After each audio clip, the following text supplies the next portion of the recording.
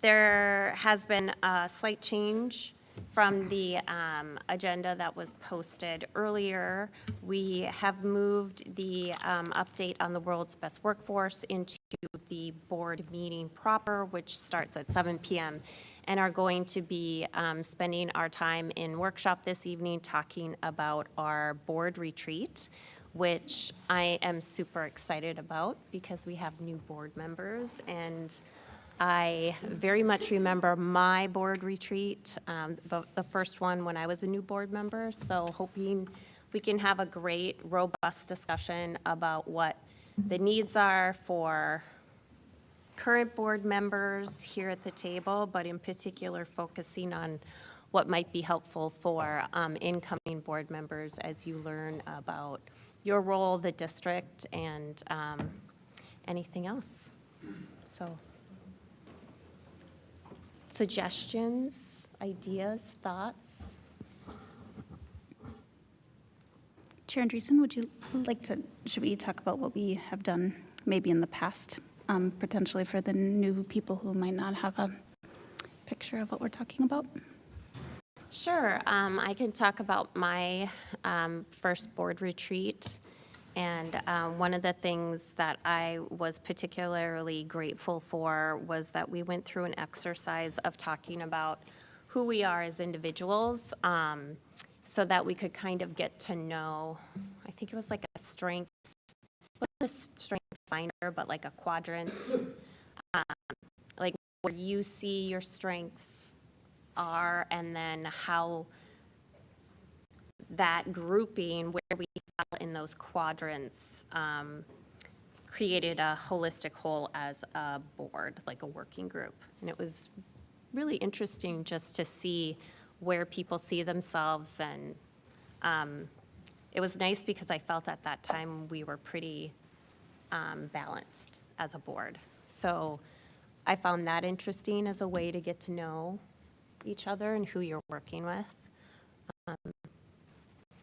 Another thing we've done in the past is a deep dive into a specific area of work that we're doing in the district that board members have interest in. So an example being restorative practices. That was the focus of one of our board retreats. We did one on differentiated math pathways and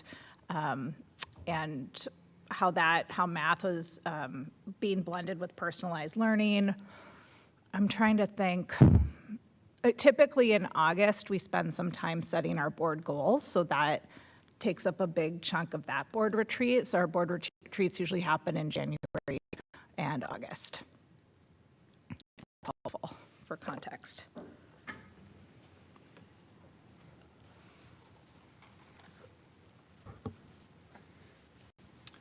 Chair Andreessen, I think one thing would be nice is to have some time with the data people. I know that we're building out that practice and things like that. It'd be really nice to just chat with them, see what they're working on, and you know, kind of what's possible, and that'd be great. Great. Good idea. That's great. Deep dive into the new metrics. Is there anything, Rachel, Jason, that you found helpful when you came on new to the board? And I think if we did a data dive or overview of some kind, it could take 3+ hours. So maybe we should chunk it into 3-hour segments over the winter and spring or something. Mm-hmm. I'm not sure how many segments of retreat the board wishes to do, but I couldn't see doing like an hour on data and then an hour on something else, because then we're not going to be able to learn with some depth. Yeah, it would also be, I think, if we're going more into that realm, there's been a lot of conversations, I think, nationally, but statewide about how are we measuring student success? And I know here at Hopkins, we talk about that often, and what are the metrics, the assessment tools that we use, and how do they work together? And also, frankly, how do some of them not work? in any meaningful way for educators, for students, and in particular for the wider community. And so I think that might be a really interesting discussion to have about how that's specific to Hopkins, and what are we doing differently for our students and for our community. I think that would be very interesting. That would help us also at the legislature when we go and are talking about how the MCAs, why students are opting out, and also what kind of impact that has on school districts. And maybe after tonight's World's Best Workforce presentation, board members will have maybe a small list of specific additional questions. So I think the content tonight will spark everyone's thinking, and then there's an opportunity for us to go deeper. Retreat. Chair Anderson. I think we had done we'd taken at least a little bit of time to sit with introductory type of exercises. I don't know if in my first one, if we've ever done that quadrant, but we have done some kind of personalized questions at one of them, and then in another, we talked a lot about our learning styles and our experiences at school. And those sort of, I don't know, I don't want to say like icebreakers or anything cheesy like that, but something that is a little bit of getting to know you. I think it would be helpful to devote a little bit of time to that. And I do like devotion to a deep topic rather than jumping from one to another. I will say that in the past, it's to find a day period, and so I'm hesitant to commit like, yes, we're going to pull off 2 4-hour chunks. True, that's a good point. It In- took quite a while to schedule last time. I would not necessarily be opposed to that if everyone was very on board, but it's been a challenge in the past. Chair Andreessen, would you like us to ask to be acknowledged during workshop, or? No. Okay. So I also like the idea of chunking it and doing a different structure than we've done in the past. I think finding a full day, or well, a half day, much less a full day for most of us because we're working and have families, is a really tricky thing. So one thing we might consider is we have to post these as a workshop, of course, because it's the full board. So we have to make these accessible to the public. But we could perhaps, depending on people's schedules, start at 4 and end at 7, or if people are able to start earlier, I think that's better for staff, if staff members are coming in to help us with data, and then perhaps incorporate a dinner and do maybe 2 or 3 of those, so that the learning is happening over time, we're chunking it, and it's a chance to share a meal together and schedule it during a time when. I like that. And I think we could institute more of our experience at our school, in our school sites as well, into that, and make that more of a routine and as part of our board practice as opposed to something separate. I like that. Yeah. I do too. Anyone have any more thoughts? Do you have any topics you'd like to address? I think that maybe we can, begin to invite some of the affinity groups maybe, or to do some work with the affinity groups to see what type of social justice events or initiatives that they're working on that we could support, and to, have a targeted strategy around that. So I think that would be very effective. Right, to the workshops? Yeah, to the workshops, that would give them an opportunity to, connect with us, build a relationship, and then we'll also get better or deeper insight about what's kind of going on inside the school from a social justice perspective. Because I know that like some of the schools have some initiatives already, like Gatewood have their social justice initiative that's going on, I believe it's at the end of February. And then also there's some Black History events that are coming up. And so if we could get, if we could be invited to some of those, focus on some of that, we could begin to do some racial equity healing. Excellent. Director Roper, what do you think is the most comfortable structure there for the members of the affinity groups? In the past, we've had 2 or 3 board members attend the affinity groups typically scheduled meeting, so that the affinity group could do what they do and didn't have to adjust to us. Do you think that there's a desire for affinity groups to come in during a workshop setting like this? What kind of structure do you think might be best? I'll have to think through that, just because I would want, or we would need to agree for the structure to be really, intentional, and to give them like space to be able to truly talk about all the things that they're, into. And so I wouldn't want to like rush that, or like a, I would like to plan it out, have adequate time. So I'll have to think through that, but I'll think through it and come back with a good answer. That's perfect. One of the ways in which we've had some impact at the board level was, I know our APAC organization recommended that the board do some professional development, and they recommended a book, and we read that, and then did talk about it at one of our retreats as a board to further our learning. Might also be a way of having some input, is having affinity groups recommend actions and things in professional development that the board can do as a whole. And we can certainly organize that as well. Yeah. As I'm thinking about it, Chair Andreessen, maybe we could get creative and invite maybe some of like the elementary students or middle schoolers to come in and have like a Q&A session with us. Like, I think like my niece, right, who's 10 years old, I had to explain to her what a school board was. She didn't know. And so I think maybe having them come in, spice it up just a little bit and do a Q&A session with the kiddies, especially when we have like some time that's like down like this. I think it'll be very engaging, and, it opens up opportunity for them to think about their, path forward in school, and, and it also establishes, trusted adult relationships, and they get to know who works for them. So that might be a good idea.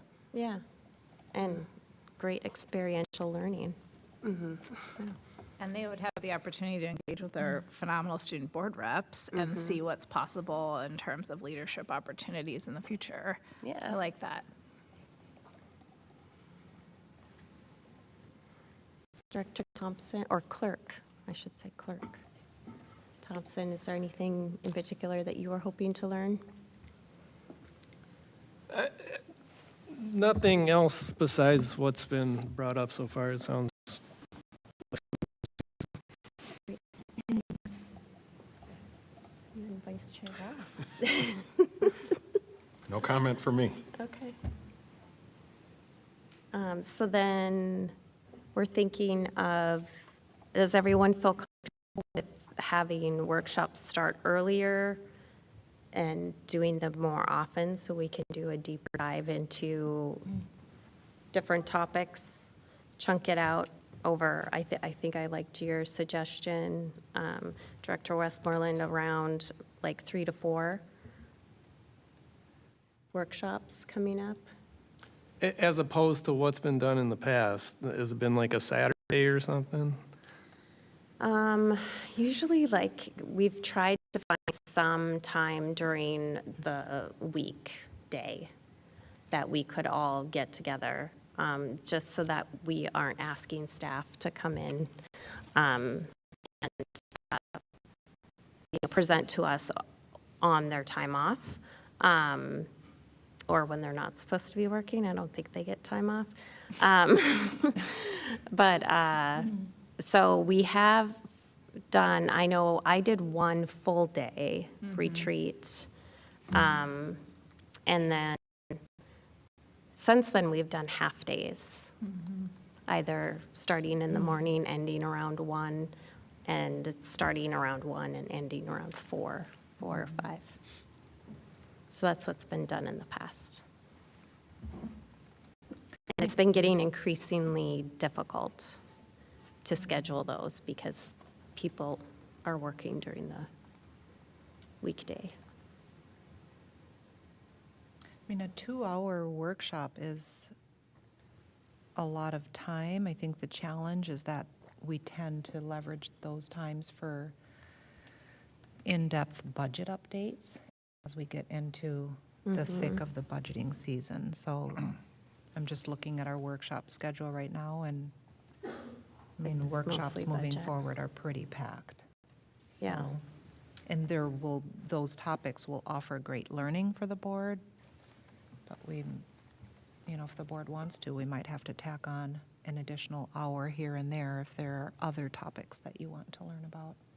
And maybe we can send the topics that are on the workshop agendas to the board, just to have folks see what's already scheduled. Yeah, and what we can do is kind of write that up and maybe get together and try and pick out weeks that we might have extra time, or maybe we can do some pre-learning before we get to the workshop so that we'll have more time for our designated retreat discussions. Or are we feeling like we want to set aside some very intentional time? Hit something hard.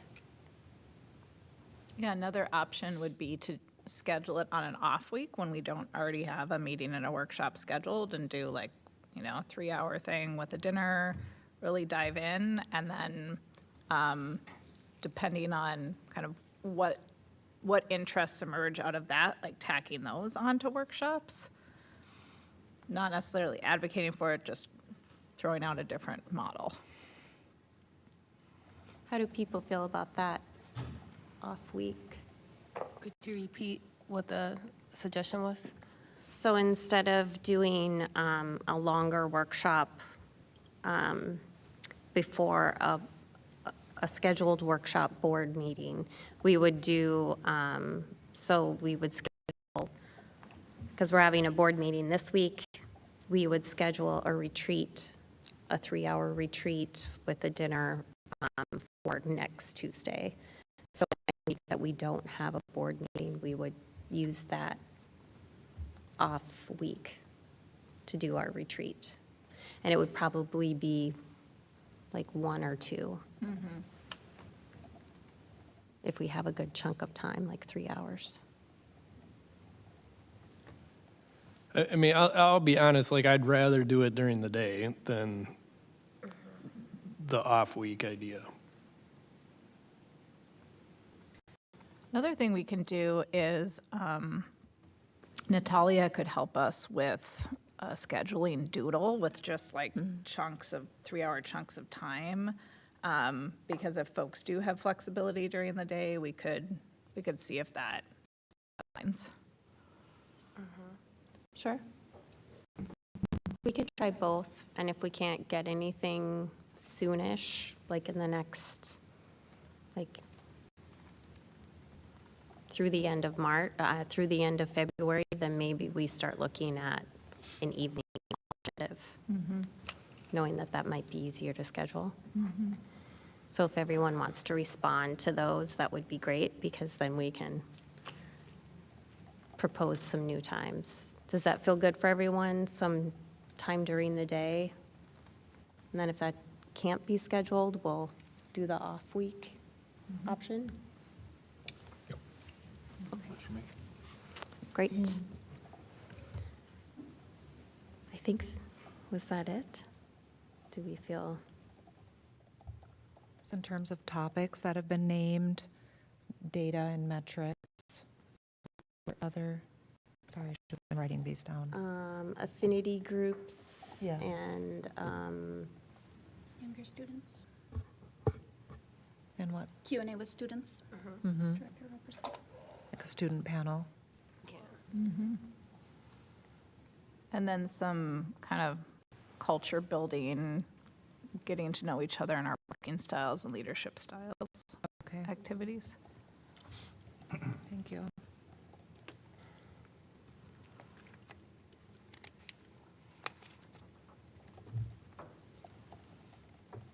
anyone have any other thoughts for topics? Do our student board reps have anything that you think the board should take a deeper dive into? Not necessarily like a deeper dive, but like Chair Roper was saying, I think that like having, whether it's, like in the board space or just kind of like having one of you go to like a classroom if possible. I know you guys are pretty busy, but just kind of having the explanation there to kind of kids of all ages of like what it is that a school board does, who you are, what do you like work on at the board, because I know that like even some of my friends don't know and they're seniors in high school, so I think it's helpful for all ages for sure. And I have been able to do that a few times for classes, and it's fantastic. So I highly recommend.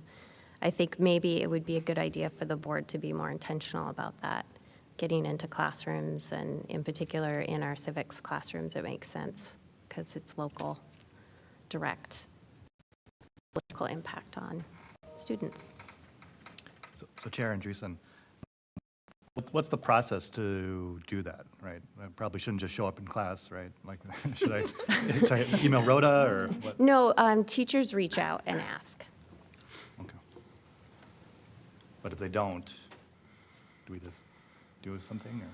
Yeah, I think being more intentional about us as a school board reaching out or having it be something that we offer to our teachers that are in that realm. I know during, I've done it when they're doing voting. And then there's also, civics and that kind of stuff. That's when they're usually looking for someone to come and talk about it. So, Chair Andreessen? yeah. So one thing we should probably do is pair current board members with schools like we've done in the past. So then each of you would be paired with one or two schools, and then there's some parameters that we ask you to follow, and then we send those school board member pairings out to the principals, and that's another pretty structured entry point to get into schools and talk to principals, visit classrooms. Could we, when we're doing the pairing, could we add adult options to that list? And the reason I think about it is I've gone several times to talk to adult options classes about the work of the school board, and I think it would be great to have a board member who's designated. And maybe Transition Plus as well. Yeah, I think that'd be great. Thank you. And virtual EDU, if that, I can't actually recall if they were Yeah, I don't specifically on our remember. list last time. Chair Andrews, can I ask a question? Like, as we're talking about, like, board engagement, like, within the school and getting in the classrooms, is there opportunity to get into the community to educate folks about, like, the school board and how we could, provide, or just to build, like, a deeper relationship with community? I don't know, maybe through like an event or something, but I think it'll be worthwhile to also have parents kind of involved in what school boards do, and even, connecting with other entities such as like the Hopkins City Council, and maybe just having a panel of us just talk about our work and what we're doing, especially because it is a presidential election year. I think it's really important that they understand what, their officials do for them, how we work for them. Yeah, I think that the school board did a lot of that community events in the past, like pre-pandemic, and then a lot of it moved virtual. So we just had a community engagement session around our mental health and wellness policy, and again, that was virtual. I think that we found that it's easier for parents to show up at virtual events because they don't have to coordinate childcare and things like that. But I do know that there were fun events before, like at parks, and the food truck would show up, and so there is opportunity to as a school board member during the summer, you could kind of go where the at the parks. But I think it's a great idea to maybe get more of those in the community events. And I'm not quite sure what the district can host around elections, but if we're talking about the work of the school board, I don't know, I like that idea. Maybe partnering with our cities, who's on the committee with the cities. That might be a good thing to Skip. Yeah. host, like a local elections event panel. Yeah, I like Yeah. it. So, Yeah. I mean, yeah, just something, I mean, we don't have to center it around like the election that's coming up, but just to get people aware, of who's on the ballots and what's, what our roles are. And, because I think a lot of folks like me, when I didn't know, I used to just guess, like, I don't know who this person is, I just vote. And I think that, just give people insight, so. I like that, and that would solidify more partnerships with our city partners, because we work with them, and our schools and our families are in those cities, so. Another structure we might leverage is the Hopkins Race and Equity Initiative. So they host events with panels, and it could be an event focused on how the city and school district are approaching racial equity work, and then that would give an opportunity for us as electeds to talk about our role in that work, Yeah. how we've collaborated with the city, that type of thing. Yeah, we could talk with them about hosting something, and that would be with Hopkins. So how would we like to do, we sent an email, we signed up for sites through email last time. Do we want to do that the same way, or do we just wanna go around the table and see if there are any in particular that people want? We can start the list now. Yeah, I think if people state their preferences, then we'll just have to do some kind of balancing, so it's not like, 5 board members paired with 1 school. Okay. So we have Harley, we have our 6 elementaries, 2 middles, high school, virtual EDU. We have our pavilion program, which is now called HELP in Hopkins East, T+, adult options. Well, I'll put in my vote. I'd like Gatewood, of course, and then Pavilion.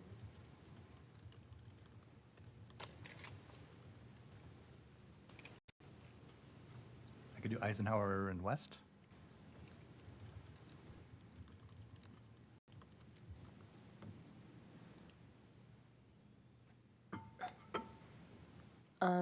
I can do the high school and, I can do the high school and Alice Smith, or Tanglin. But if there's a third option, like, could I visit Gatewood sometimes? No, we did Absolutely. 2 per site, so you should grab Gatewood, because you're there. Oh, anyway. is it 2? Okay. Yeah. Well, then, high school and Gatewood then? And it doesn't preclude you from visiting other sites. It's Okay. just, we probably don't want all of you visiting every site frequently, which you wouldn't have time for anyway. Yeah. Okay. Could I do the high school? And now I'm kind of torn because this is, I apologize, Alice Smith. I have never been inside Alice Smith. Never once. Scandalous. So I feel torn between that but also virtual EDU. I guess I better say Alice Smith.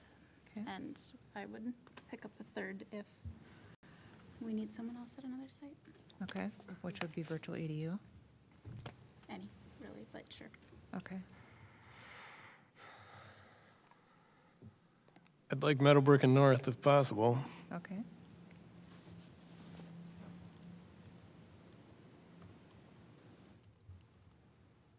I'll put myself down for North and Harley Hopkins. I would like virtual EDU and T+ and adult options. Okay. Any schools left out? Do you want Tanglin? Okay. I have to be there. One person at Harley.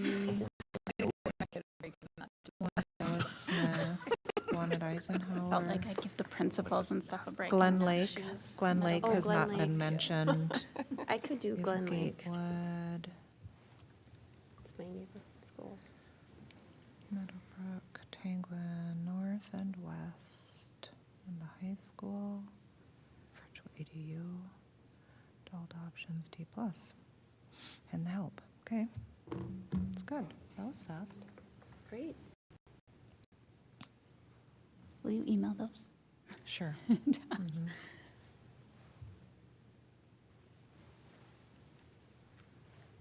I think we did an excellent job, everybody.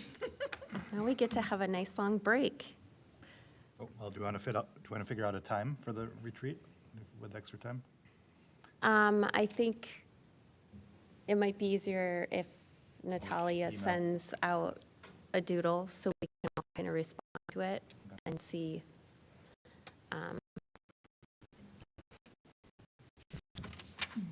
That works. So the goal is first to find 3-hour chunks during the workday, Yes. and then if that proves difficult, then we'll move to workshop, potentially starting at 4 or 4:30? Okay. Yeah, I feel like it would be important at least get to know you kind of culture building one set before the end of February. And then, so if we can't find a time, then go to the evening option.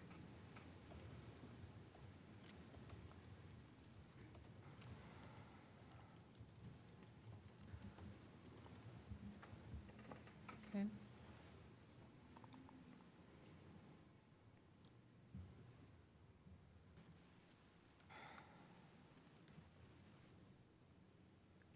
Good, well, I will say that we will see everyone back here at 7 PM for our regular scheduled board meeting. Thank you all for your time and the conversation. Thank you.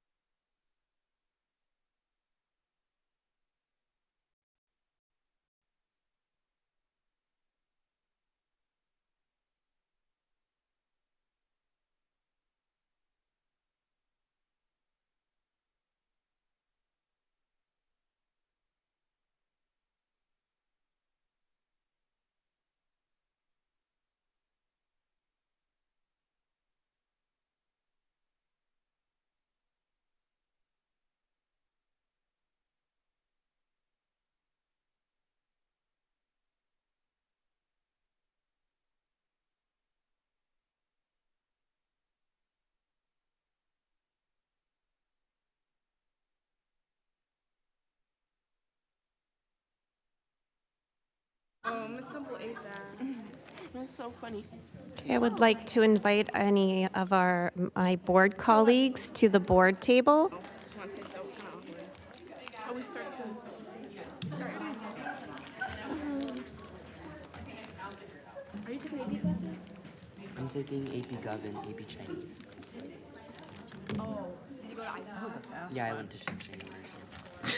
I was very fast in it too. I still go to Eisenhower, but I think it's really like Hey, Z, is this an invitation to a party? Huh? Is this an invitation to a party? $20 for this. Jen- Huh? What did you do on the math test? Oh, 25, yeah. well, I want to volunteer.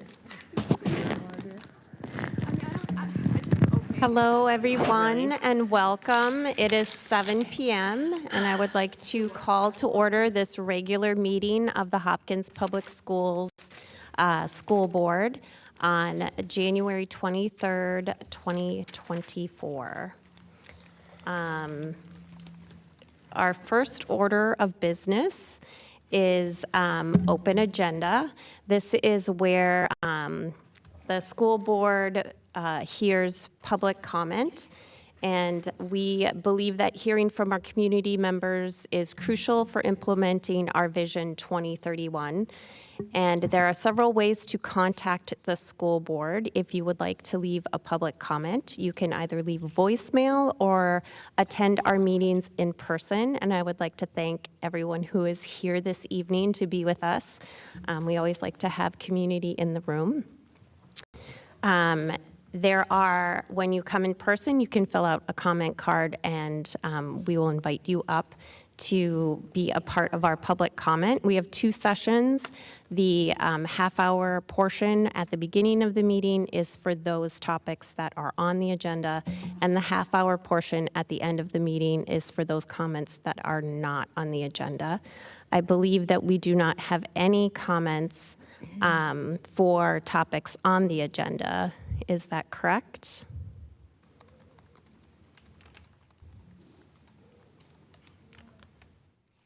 And no voicemails? We have two public comment cards for topics not on the agenda that we will hear from at the end of our meeting, and we look forward to that. So then we will go ahead and move into our report section of the meeting.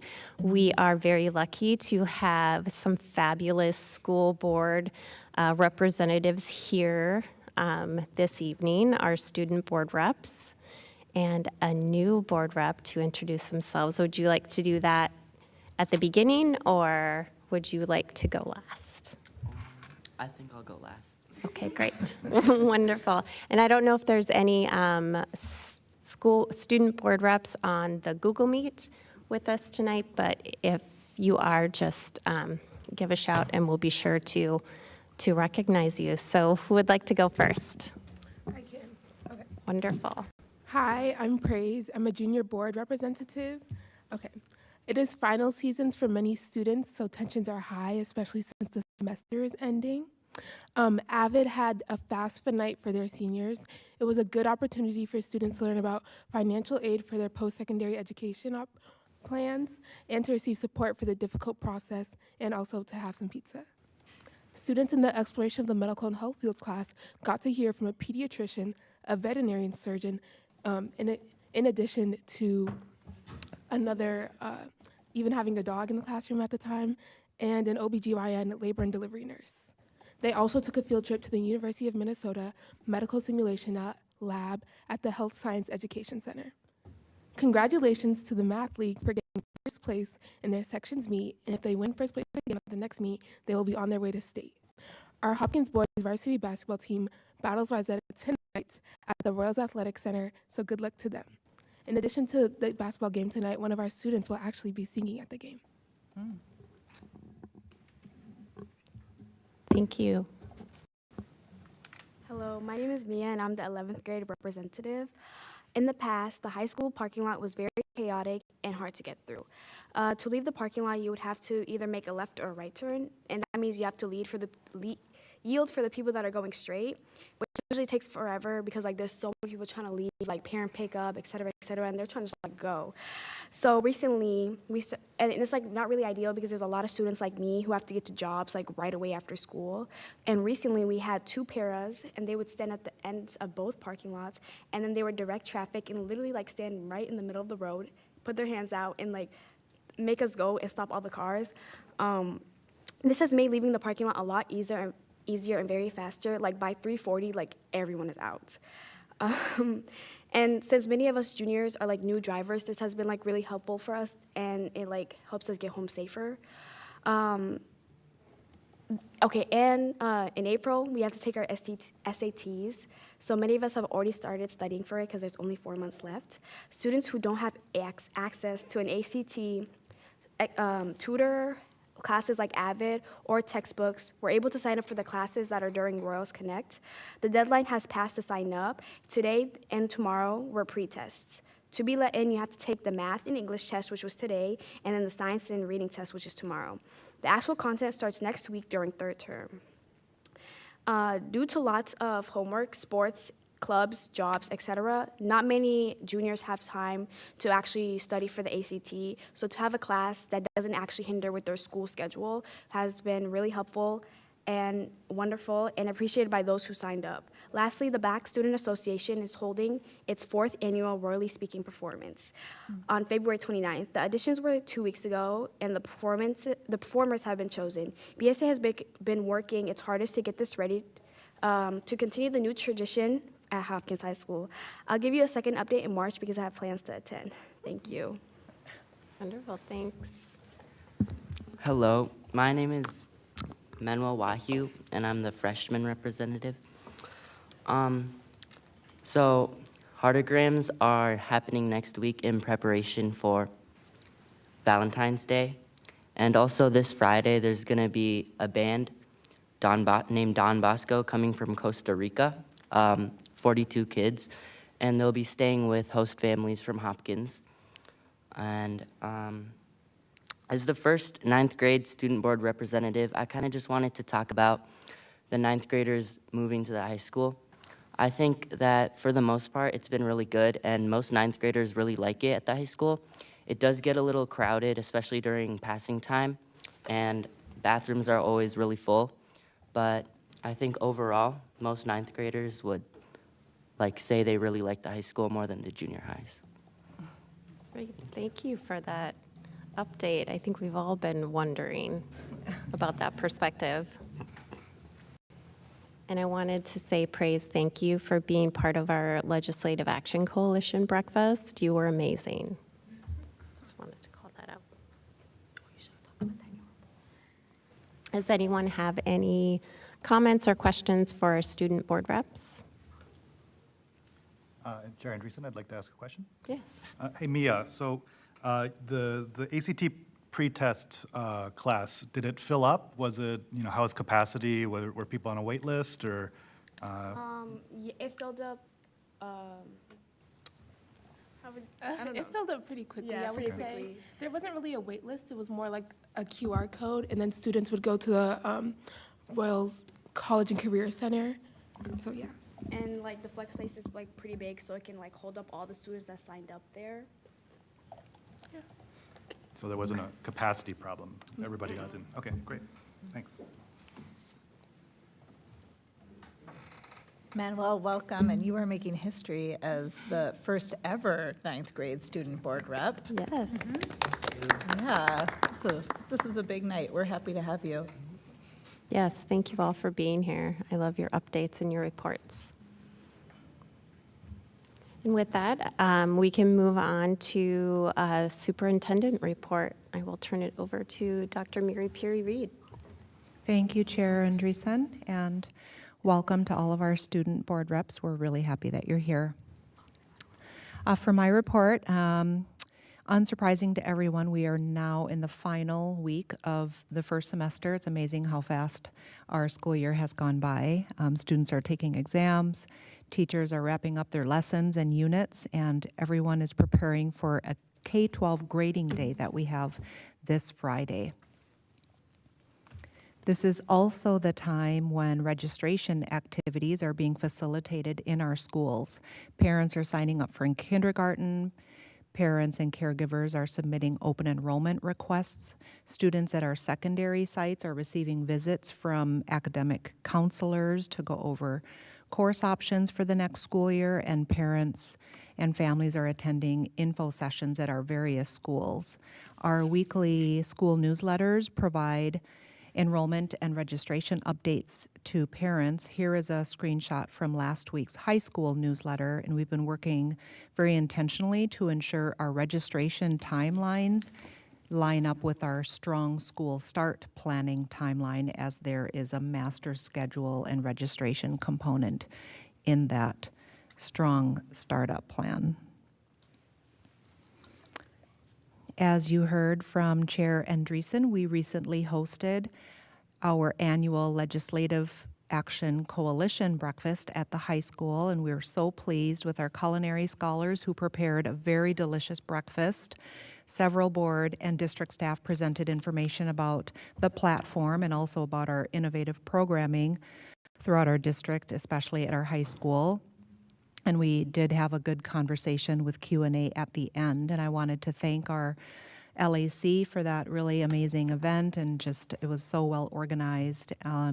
The legislators who attended, their names are on the slides. We had very good representation from our legislature, and overall it was a wonderful event.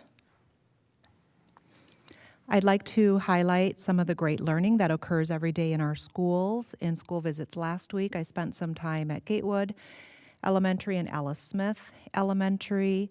This is a snapshot of kindergartners in Miss Dishinger's classroom at Gatewood, and honestly, you could spend all day in this classroom. Students rotate being the star of the day, and they practice their literacy skills by spelling the name of their classmate who was the star for the day. So the star for that day was Violet.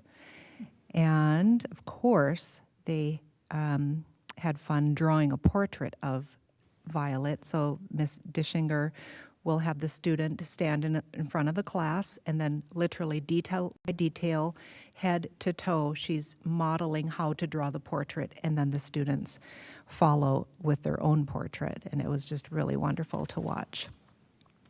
First graders at Alice Smith were steeped in literacy learning as they practiced listening, reading, and speaking skills. They watched a video about Dr. Martin Luther King and listened to parts of his I Have a Dream speech, and then they took turns reading aloud follow-up information in a Scholastic newsletter. And it was really impressive to see these first graders listening to and practicing their words so intently.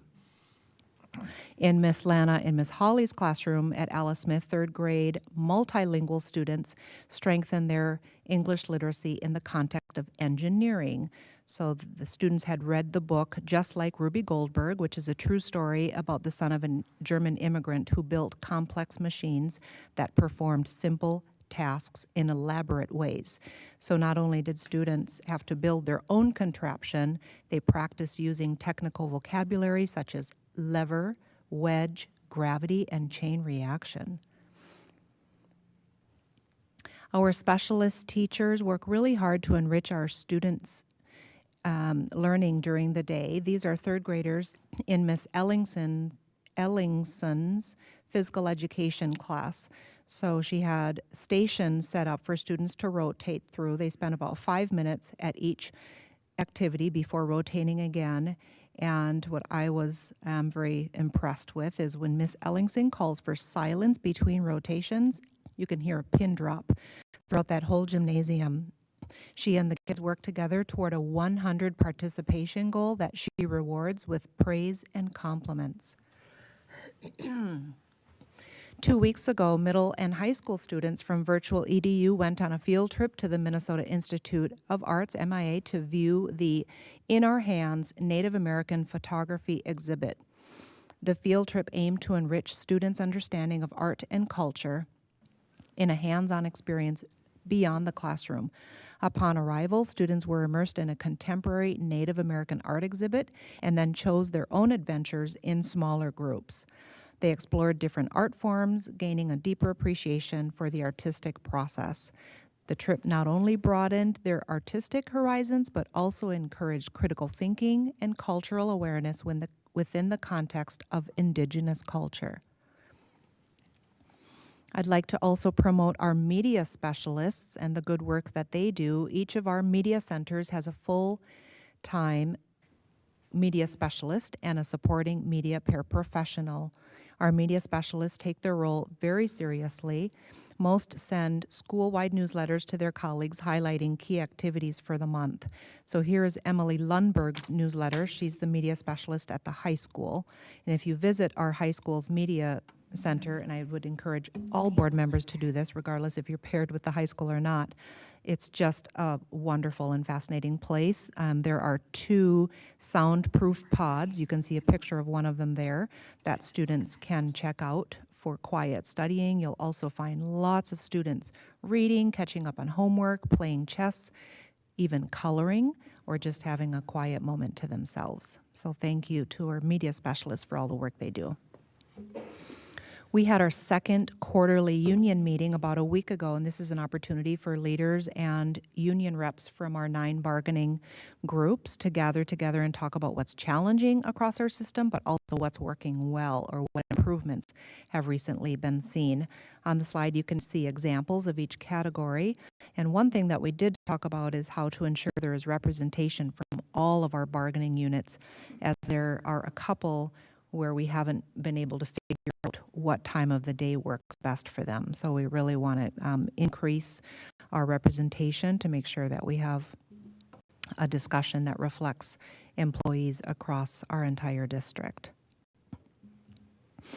I recently launched Superintendent Parent and Staff Advisory Groups, and this was actually a pre-COVID goal of mine, but then COVID came and we're very busy, and interestingly, during the 2.5 years of COVID, we had a lot of staff and family engagement, lots of listening sessions and virtual gatherings to share information. But now that we're past that time, I wanted a formal structure to build connections and relationships with our staff and parent representatives as a way of being more in touch with our public image, but also celebrating what's going well in our system and doing some shared problem solving around various challenges. And then I also wanted to share super quickly that another advantage to these engagement sessions is not just the relationship and connection building and culture building with our staff and families. It also provides a much needed structure when there are times where we have to get information out to staff. So for example, the budget season is coming up, and at the next board meeting on February 6th, we will have our Citizens Financial Advisory Committee provide a budget update to our board. But similar to our conversations at the LAC and also in all of our budgeting and staffing meetings with our leaders, we're working very hard to determine what next year holds for us with Hopkins within the context, the statewide context of budget forecasts being quite grim. So yes, the state funded an increase at 4% this year and 2% next year, but we'll have some very significant problems to solve when most employee groups across the state are settling at 9, 10, 11%. And we do have a very important ethical and cost of living imperative to pay our employees well. But it'll be challenging to figure out what we can preserve in our system, in our classrooms, in our critical programs as we strive to compensate people what they deserve. So I wanted to just do a quick budget highlight and make sure the board knows and our community knows that we'll have a more substantive update at next board meeting, February 6th. And then finally, just a plug for Inside Hopkins, our podcast. We recently sat down with leaders from our early childhood community, and we will be highlighting early childhood and preschool and all of the fantastic work that you all do for our littlest learners, birth to 5. So thank you all for your work, educating and supporting and nurturing our littlest learners. And look out for the podcast that I think we might call, what were we going to call it, Director Goldati? I think I love leg hugs. You know, when you walk into a preschool classroom and they run up and hug your legs. So that might be the title of this upcoming podcast. Okay. Thank you. Thank you, Dr. Mary Perry Reed. Does anyone have any questions or comments? Well, I really appreciated that update, in particular, recognizing our early childhood staff that is here with us this evening. I know that our family started at Harley Hopkins, and it was an amazing start to a lovely career. So thank you for that. And with that, we will move to approving the agenda. And before we do that, I would like to suggest a change to the agenda that you see before you for tonight. We needed to move our report of the world's best workforce from our workshop agenda of this evening to tonight's agenda in new business. So I would like to make a motion that that change gets made. Do I have a second? Second. There's been a motion and a second. All in favor? Or any discussion? Seeing none, all in favor? Aye. Aye. Aye. The motion passes. Oh, any nays, right? Seeing none, motion passes. So that I would then look for a motion to approve the agenda with the addition of world's best workforce being put into new business. So moved. I have a motion. Is there a second? Second. I have a second. Any discussion? Seeing none, I would look for all those in favor. Aye. Aye. Aye. Aye. Any opposed? Seeing none, motion passes. We will then move on to the consent calendar. These are items normally routine in nature and get put together for our review and passage. Do I have a motion to approve the consent calendar? So moved. Chair Andreessen, I do have a question about the pay equity report. What should I'm not sure about the procedure for that. I do want to just talk a little bit about it. You would move that we pull it out for further consideration. Even just ask a question about it? Yes. Okay. Would you like to make that motion? Yes, I would. I have a motion to pull out the pay equity report from the consent calendar for discussion. Do I have a second? Second. Second. I have a motion and a second. Any discussion? Seeing none, all those in favor? Aye. Aye. Any opposed? Motion passes. We are now discussing the pay equity report. Okay, Chair Andreessen? Yes. So my main question, I read it, and I just wanted to understand a little bit better. The way I read it, it seems like Hopkins is doing a pretty good job about pay equity. There's some that are above and there's some below, but that's maybe to be expected. So is that an accurate interpretation of the report? That's a good question for Dr. Lightfoot. I can provide a little bit of context that a couple of years ago, we conducted a metro-wide comprehensive compensation analysis, including an internal pay equity analysis, and since then have made some adjustments. But Dr. Lightfoot, thank you for joining us, and would you be able to answer Director Jiming Zhao's question? Absolutely, happy to. The pay equity report is a statutory requirement that governmental agencies every 3 years, used to be 6 years, then they have changed it accordingly now for 3 years, need to do a report for the state of Minnesota. All districts are required to do that as school districts and governmental agencies. What the report specifically looks at is from the data sets that you can see, balanced classes, male classes, and female classes of employee groups, and looking at the pay rates for those, and then submits that information for the state for review. The agency at the state reviews that and then provides compliance information back for us.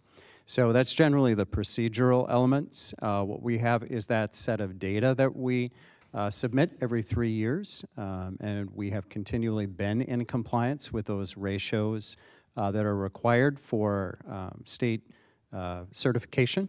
And then once we do that, we notify all of our bargaining groups of the results of that and then post that in case there are any questions related to the pay equity as it relates specifically then to any collective bargaining components that would come with it. Okay. So Dr. Lightfoot, would that be accurate maybe to say that we're doing a pretty good job with pay equity? I mean, just as a layman looking at the regression line or the slope, it looks okay, pretty good. Yeah, it is. It's a very detailed statistical analysis, and they report based on that regression. And then if there are any concerns that they have, the part that I've always liked is that if they have any concerns, they'll let you know so that you can be proactive. And any thoughts after they review it that they might be indicating that you may need to consider as you think through all components of delivering compensation within the bargaining agreements. Okay. Well, I think maybe just overall then, at least for me, it's very heartening to see that there's pretty good equity. So I just wanted to highlight that as well. So thank you. Great. Thank you. Thank you, Dr. Lightfoot. So then I would look for a motion to approve the consent calendar. So moved. Is there a second? Second? I have a motion and a second. Any discussion? Seeing none, all those in favor? Aye. Aye. Aye. Any opposed? Motion passes. That brings us to the treasurer's report. Treasurer Hartland. Wonderful, thank you.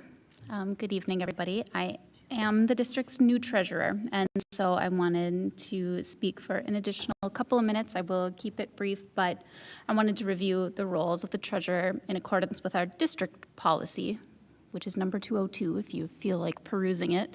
And that policy is itself in accordance with a very Spartan state statute elaborating, which is a strong word, on the duties of the board treasurer. And some of those duties are to make deposit funds within the school district. The treasurer shall make all reports which may be called for by the school board and perform all duties a treasurer usually performs.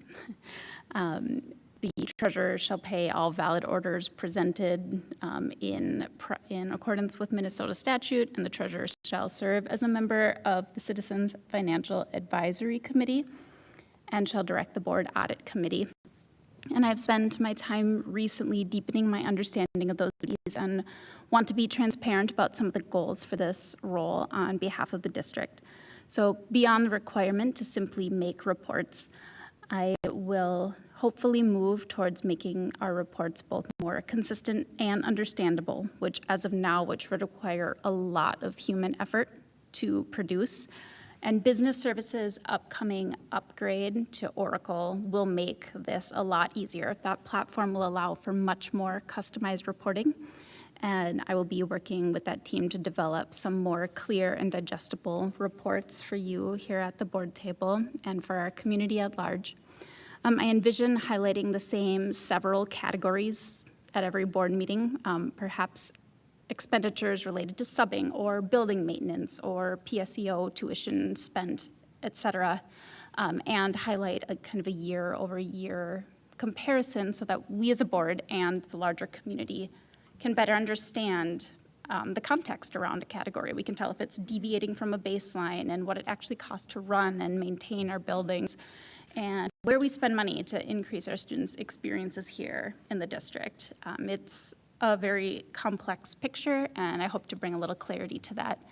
And to that end, I will be reaching out, especially to board members, to see if there's categories that any of you in particular are interested in highlighting.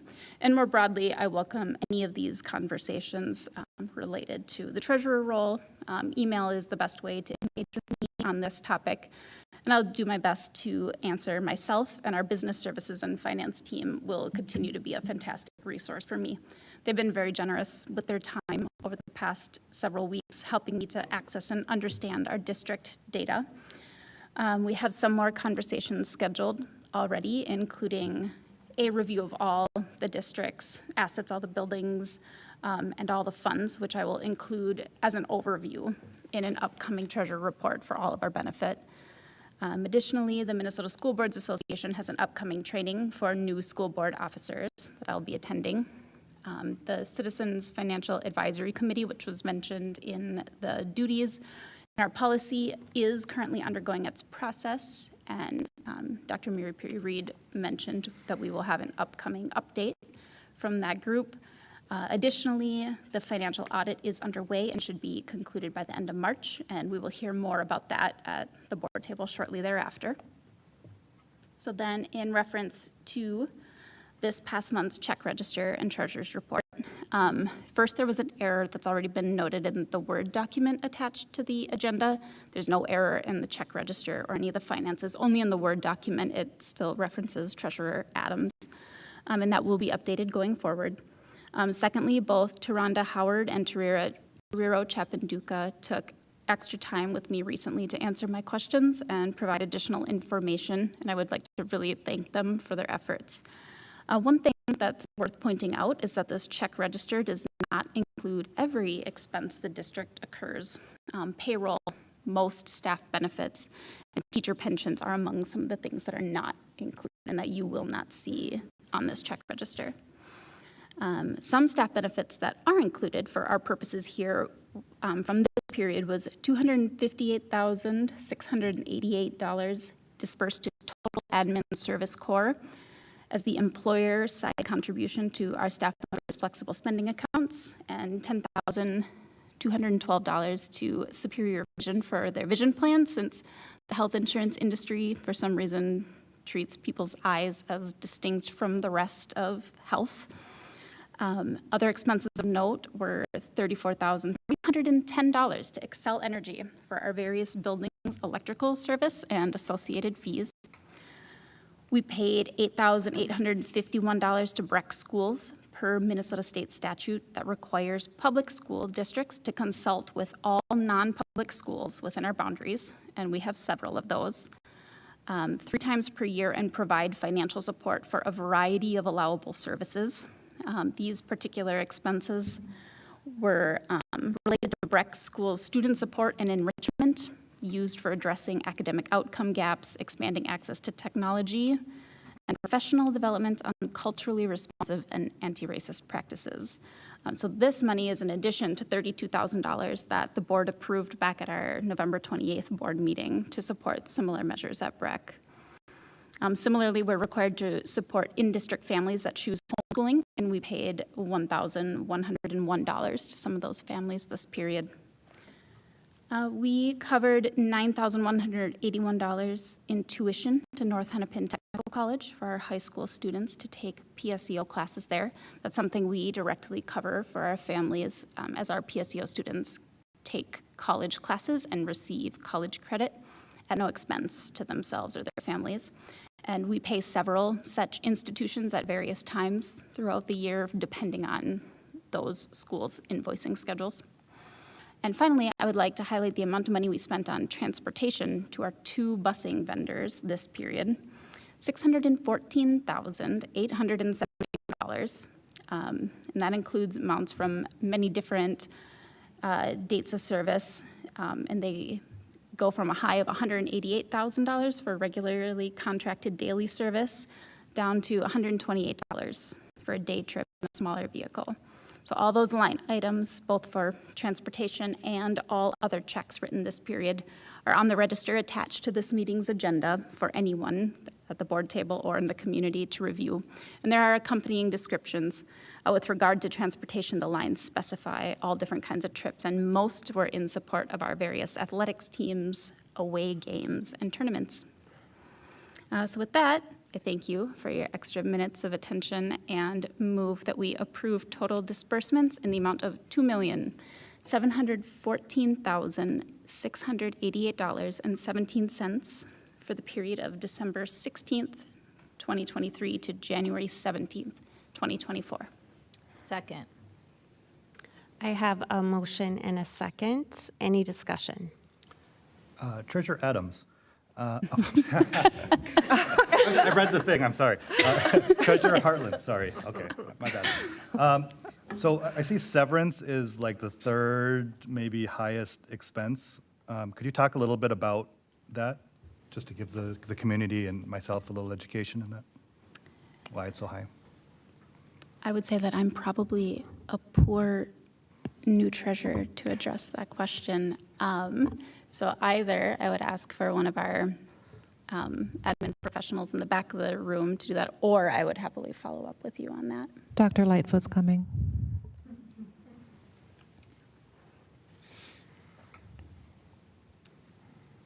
Thank you, Nick. Absolutely. Great questions. The severance component is part of our collective bargaining agreements. The severance is payable as outlined in January 15th installments. So what you are seeing there is the January 15th installment of the severance that is throughout the district for all bargaining units that do have that as part of their agreement. It is a collectively bargained item. Some of those severance dollars go to TASK, which is our VEBA, voluntary employee benefits, post-retirement. And then some goes into 403B contributions, similar to the 401K, but the 403B is the public sector component of that. So it gets paid every January 15th? We have, most bargaining agreements have a cycle that we pay in 3 installments. The January 15th is the first installment, then the next January 15th is the second installment, and then the third installment is September 15th, so that it goes through 3 fiscal years with a January 15th, January 15th structure, and then that September 15th hits that third fiscal year. So that's the way that we do it over the course of 2 calendar years, if that makes sense. Can map that out for you too. And you have that all in your brain. Wow. That's impressive. So I think I just wanted to clarify that for the community, that it's not a reoccurring expense that's monthly, right? Because that would probably be a little unsustainable, probably, right? So thank you for the context. Yeah, and in the course of it all, as Director Chapanduka can identify, we work through that in our OPEB responsibility, other post-employment benefits that we fund, and those are conversations and components that you'll see coming up through the CFAC report, and part of that information as well. And all of that's done, to the question before, so that we can use actuarial values to determine how much that is, so that we can work on making sure that we're funding our obligations into the future.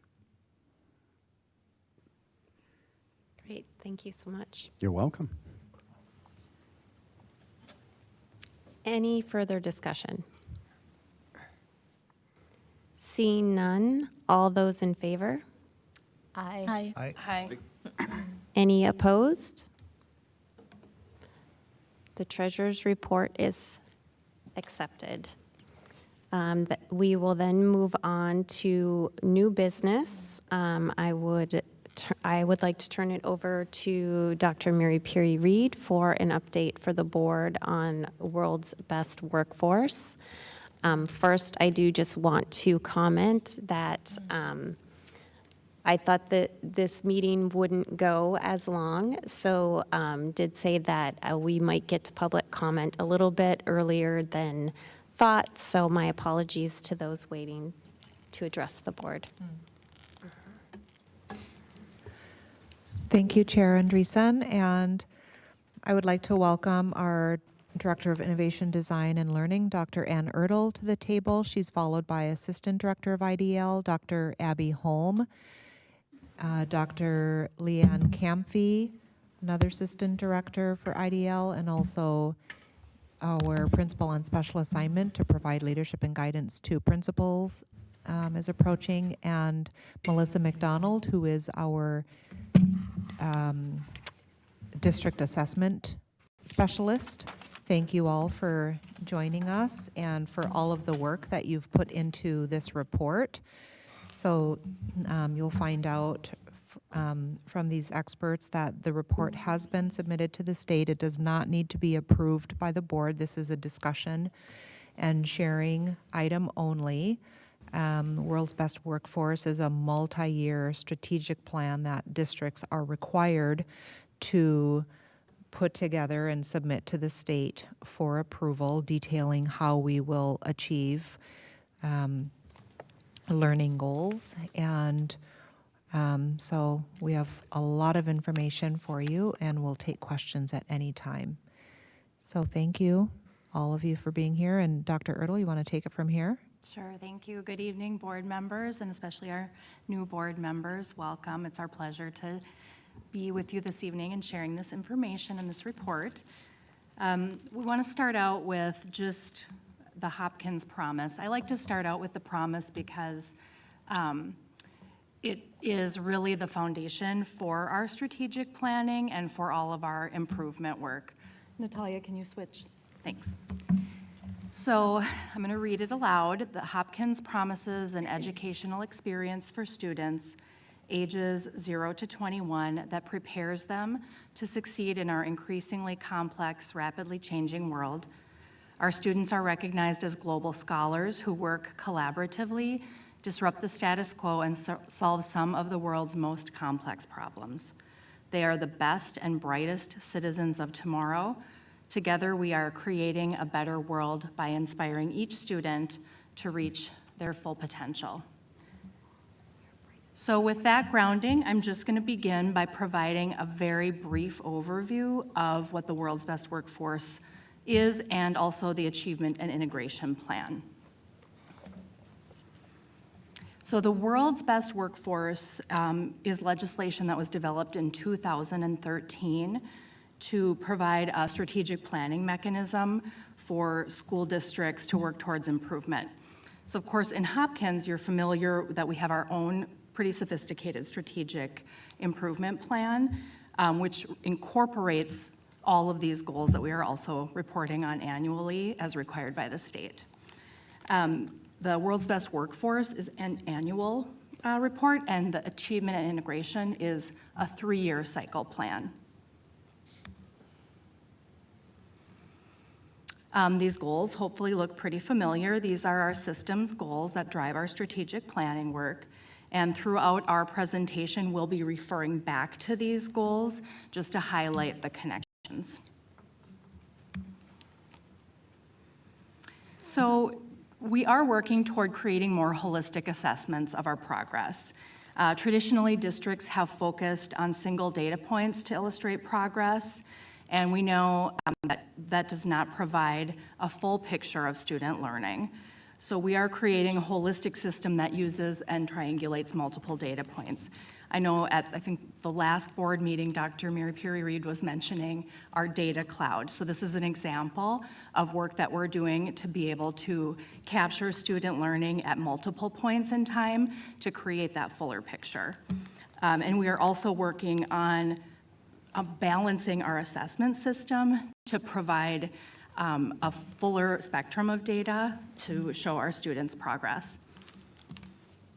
So with that, I'm going to turn it over to Dr. Camphy, and she is going to share some information about our Achievement and Integration Plan. Thank you, Dr. Ertl. As Ann stated, the Achievement and Integration Plan partners with the World's Best Workforce Plan. The work associated with the Achievement and Integration Plan is tied to legislation as well that is mandated by the state. Achievement and Integration for Minnesota provides school districts funding for the purpose of pursuing racial and economic integration and increasing student academic achievement by reducing academic disparities based on students' diverse backgrounds.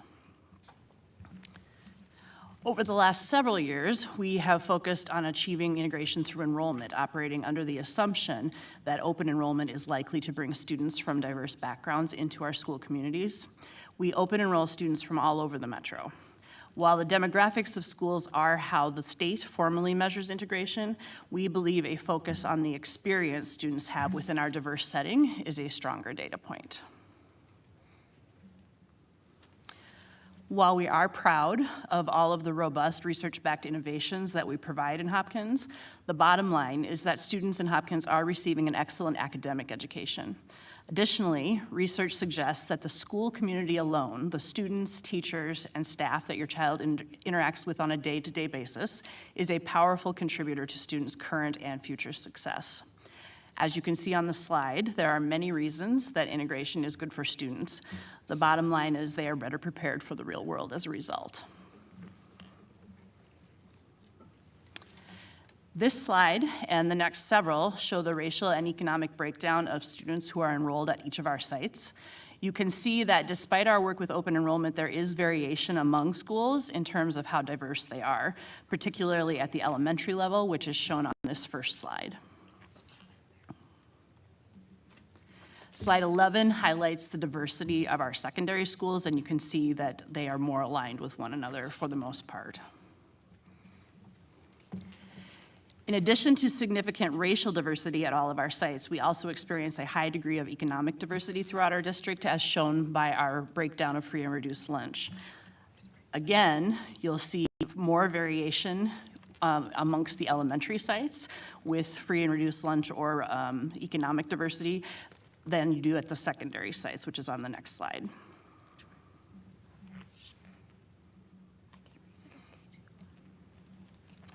Beyond the demographics of our schools, we also want to share some data that aligns more closely with our goal of providing a rich, diverse learning experience for all of our students. Our students consistently demonstrate a high level of cultural awareness and action, as measured by the Panorama Survey that we administer multiple times each year. In addition, our secondary students largely recognize their schools as places of both diversity and inclusion.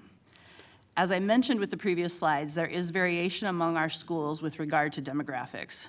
Specifically, we have several elementary sites that are racially identifiable, which means they serve a significantly higher number of protected class students when compared to the rest of the district as a whole.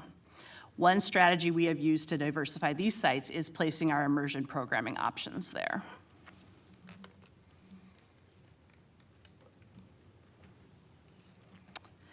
While we will continue to monitor the diversity of our district as part of our integration plan, moving forward, we will pay attention to what our data tells us about students' ability to regulate their emotions, their sense of belonging, and our capacity to increase restorative outcomes. Another area of the integration plan looks at the diversity of our teaching staff. Increasing the diversity of our teaching staff is also a goal of our strategic plan. Similarly, as we saw in the last goal, the state uses demographics of staff as a measure of integration, along with students' access to experienced teachers. We believe those are important data points, but we also look to the points on the right side of the slide to provide a more comprehensive picture, which include teacher recruitment and retention rates, teacher and student perception of diversity, equity, and inclusion at their buildings, as well as feedback from teacher affinity groups. As I mentioned, increasing the diversity of our staff is a focus of our strategic plan, and as you can see, we are outpacing the state in this area. That being said, while we have made good progress here, we still have work to do in order to reach our strategic plan goal of staff demographics that represent our student body.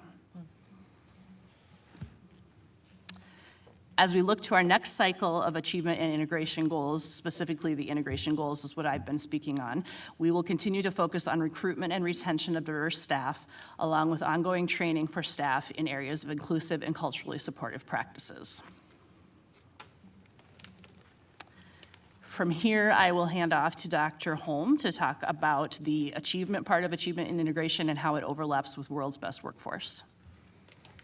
Yeah, so at this point, we start to see the two plans overlap. So we've been talking about integration, which is in our A&I plan, and now we're moving to World's Best Workforce. So A&I's third goal is around student achievement, and World's Best Workforce has goals tied to student academic achievement. So that's where the overlap starts to happen. The first World's Best Workforce goal is all students ready for school. Specifically, our goal is that 80% of students in the Hopkins pre-K program will be rated proficient on the spring work sampling system, the personal and social development domain. And this aligns most closely with our learning and teaching goal that we have at the district. So traditionally, and on the report, we measure this with the pre-K work sampling system. So there are several domains that teachers rate students, their pre-K students on in the fall, winter, and spring. And one of them is this personal and social development. And we can measure readiness for kindergarten in a number of other ways, right? So we can look at children's social emotional learning data in Panorama once they get to kindergarten. And we can also look at their readiness for reading in their fall FastBridge data. Go to this slide with the graphs on it, please. Oh, back. Keep going back. One more. There we go. So these are the results from the work sampling system. You can see we met our goal and even made gains from the spring of 2022 to the spring of 2023. So we showed the board our spring of 2022 data last year, and then this year we even saw that instead of 80%, which we saw last year, 85% of our pre-K students were rated as proficient on that personal and social domain. Next slide. So when we look at those additional data points that I mentioned, we see that our students' language and literacy scores also look great as they're exiting pre-K. So 82% scored proficient at the end of the 22-23 school year. And then when we look at the incoming kindergarten class in 2023, so in the fall of 2023, we know that not all of the students are the same, right, from our pre-K program to our kindergarten program, but a large majority of them are. We see that the majority of our students were rated proficient in social emotional learning domains.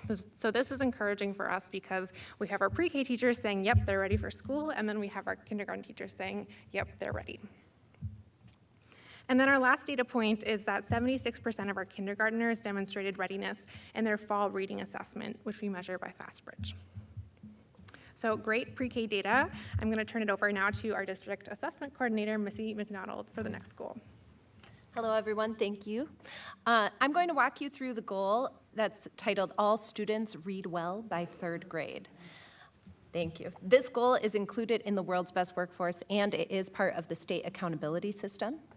This goal is about making sure that all of our students can read well by third grade.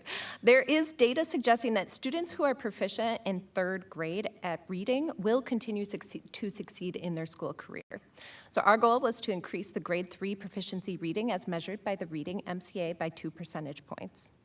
The MCA, also known as the Minnesota Comprehensive Assessment, and it is given for the first time in grade 3 for our students in reading. And this goal aligns to our learning goal for Hopkins Vision 2031. And I do want to mention that Read Well by third grade will be changed in future years. This is our last year reporting in this style for it because it is being replaced by the legislated READ Act. And we will be applying our local literacy plan. And Hopkins is a little ahead of the game. We already have a local literacy plan, and we have a literacy lead working to ensure its alignment with the future announced requirements by MDE. And we will have the opportunity to use some different measurements of reading as well. Next slide. Thank you. So as you can see, reading well by third grade has traditionally been measured by the MCA reading scores. And you can see we measure our students' reading skills more holistically by using a variety of our other programs and assessments. So we measure the program implementation and fidelity data of LETRS. LETRS, it's L-E-T-R-S up there. It's not spelled wrong. It is a professional development program, and it is focusing on the science of reading and part of the READ Act, which we'll discuss a little more in detail soon. We've used an internal assessment called Being a Reader. We've used Lexia learning programming, the usage and progress data, and we've used student reflections on their own perceptions of themselves as a reader. Finally, we've used a universal screener called FastBridge, which is also part of the READ Act legislated components. So here in this graphic, you can see the third grade reading MCA proficiency. The green line is Hopkins Public Schools' third grade reading proficiency scores over time from 2019 to 2023. And the blue line is the statewide proficiency scores. Notice there's a gap in 2020 and 2021 from our COVID interruptions in learning. And within this data, you can see that for the past 5 years, we've been within 2 percentage points from the statewide average, and that we have 46% of our students exceeding and meeting our reading proficiency standards, as illustrated by the Minnesota Comprehensive Assessment. The MCAs are taken in March and early April, depending on the site. And you can see 17% of our students are considered partially meeting the proficiency designations on the MCA reading test. And we're going to talk a little bit further about what's happening with our partially meet students by the end of the school year. So this slide is what I'm very excited to share with you all. So LETRS, I mentioned earlier that L-E-T-R-S. It's a professional development program, and it's based on the science of reading, training for teachers of reading. So it's one of the state-approved professional learning programs associated with the READ Act. It is an intensive program that covers how the brain learns the domains of language. It requires 144 hours of training, which is equivalent to 12 master credits. And while the READ Act mandates that all kindergarten through second grade teachers are trained by summer of 2025, we at Hopkins have trained already 77% of our K-2 teachers. Our goal is more robust. We want to train all pre-K through third grade teachers and additional targeted teaching groups, our ELL teachers, our special education teachers, within the next 2 years. So this graph here shows the difference in average scores between students taught by LETRS trained teachers in yellow, and those taught by teachers not yet trained in LETRS in blue. So we're dedicating professional development time on district PD days to train our teachers, and we anticipate a positive impact on both our universal FastBridge scores and our MCA results. Hopkins is leading the way with LETRS. We have our 77% of our kindergarten through second grade teachers already trained, and this is far beyond many of the metro districts and throughout the state. We're really excited to see the impact and the enthusiasm our teachers are showing for the training and implementation of the teaching practices. Now, you may recall the group of students who I mentioned earlier who partially met MCA standards. And I just want to highlight them on the left there. By the end of third grade, 66% of our third grade students were meeting target or at low risk on that FastBridge reading assessment at the end of the year.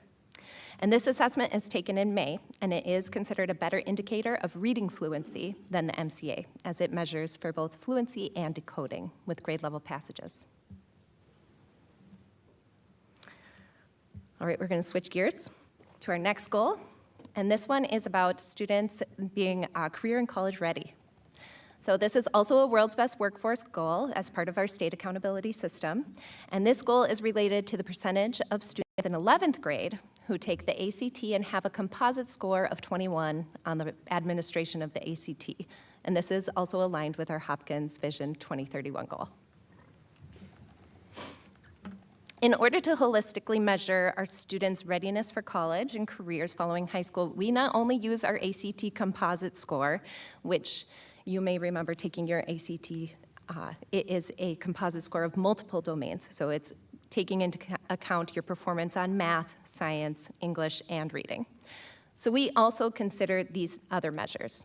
how our students' college application and acceptance rates are, college and career readiness assessments that we take in the high school, our percentage of students in a career or college program after graduation, the number of higher ed credits earned while in high school, and our graduation traits. And in progress is our competency system, which will span all grades, and we'll talk a little more at the end about. Here is a graph. This one shows the national, state, and Hopkins ACT averages over time. You can see that our average score has been around 22 and 21, in line with both national and state averages. The ACT has suffered from a drop in participation rates over the years. Due to COVID, a number of colleges stopped requiring it or waived the requirement in order to accept students. So we're seeing in Minnesota that we're at 68% of the 2023 graduating class that took the ACT, and that's higher than the national participation rate, which was at 60%. All right, I'm going to hand it back over to Dr. Ho. Okay, so I'm at our last goal. So turning to that goal, which is closely related to ACT, is our graduation rate data. In the World's Best Workforce Plan, we aim that 90% of our students will graduate from Hopkins High School or virtual EDU in 4 years. Of course, this has strong alignment with our Vision 2031 indicator, which is 100% of our graduates placed in their higher education, an intentional gap year, or be their preferred employer's #1 choice. So how do we measure it? Typically, we measure this via the grad rate data MDE provides us every spring. But we can go beyond this and look at things like college application and acceptance rates, college and career readiness assessments, many of the same things that Missy mentioned in regard to the ACT. So when looking at grad rate data, it's important to note that we get the data 10 months after the fact. So we are going to be reporting on the class of 2022's data, and that's because we won't get the class of 2023 data from MDE until March or April this spring. This is because MDE has to track down a number of different intricate indicators, and so what they do is they look at each student that's been through a Minnesota school, and they say, where is that student and which school do we attribute them to in their status. So in 2022, we had an 85% graduation rate, which is fairly consistent with past years and still above that of the state. Next slide. One thing to know about how MDE and we report graduation rates is that we look at 4 categories. So every student that is assigned to Hopkins as a graduate or in our graduation rates is either a graduated student, so they graduate in 4 years, continuing, which means they take credits in summer school or go to Transition Plus or graduate in 5 or 6 years. They're unknown, which means the state can't track that student down and doesn't know what their status is. Or they're a dropout. So they dropped out of the system before they were able to obtain their degree.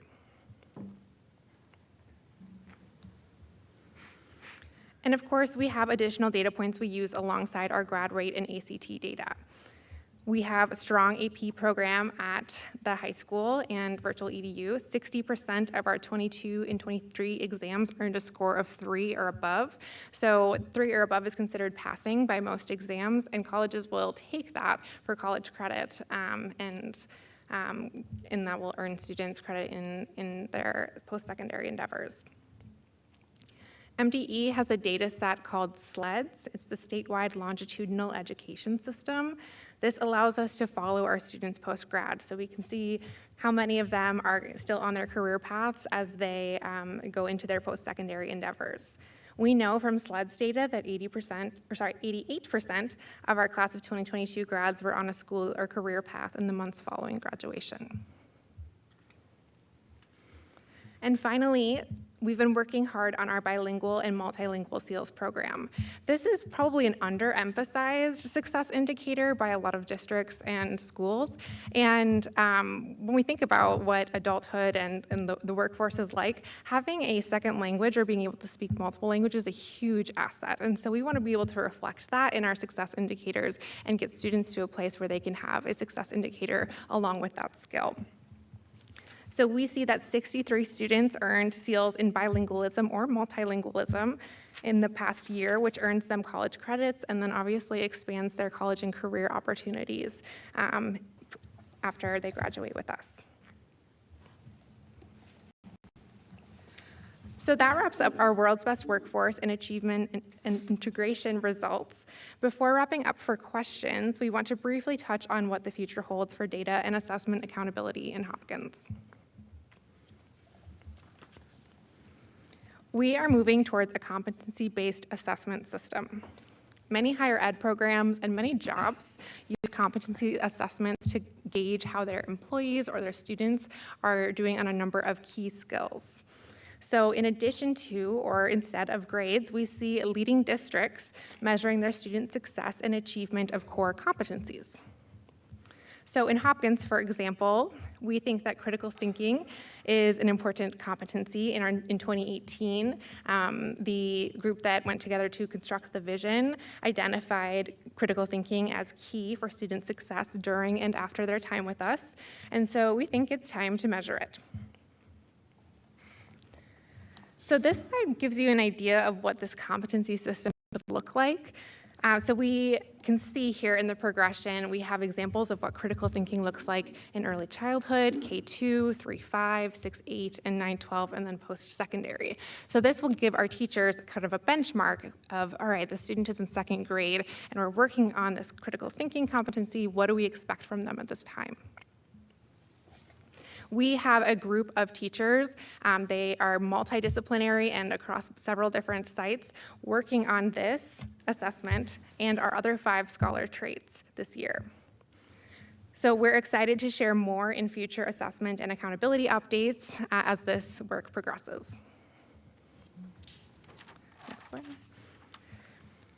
And so this competency system came to fruition in part by our student success metrics research. We've talked about this in a couple of past board presentations, but essentially this was a project where we interviewed over 100 people in our system around what they consider student success to be in the 21st century.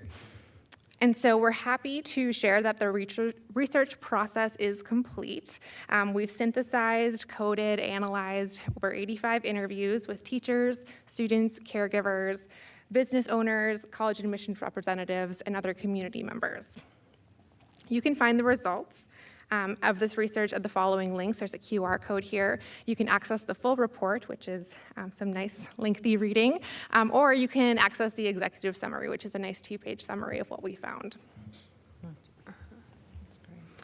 Finally, we want to leave you with some of the resources we've discussed today, along with a few other tools that guide our work in measuring the success of our systems and students. So we are excited to continue to build out a system that meets the needs of our students in a fast-changing world, and we look forward to future updates with you all. Wonderful. Thank you so much. Thank you.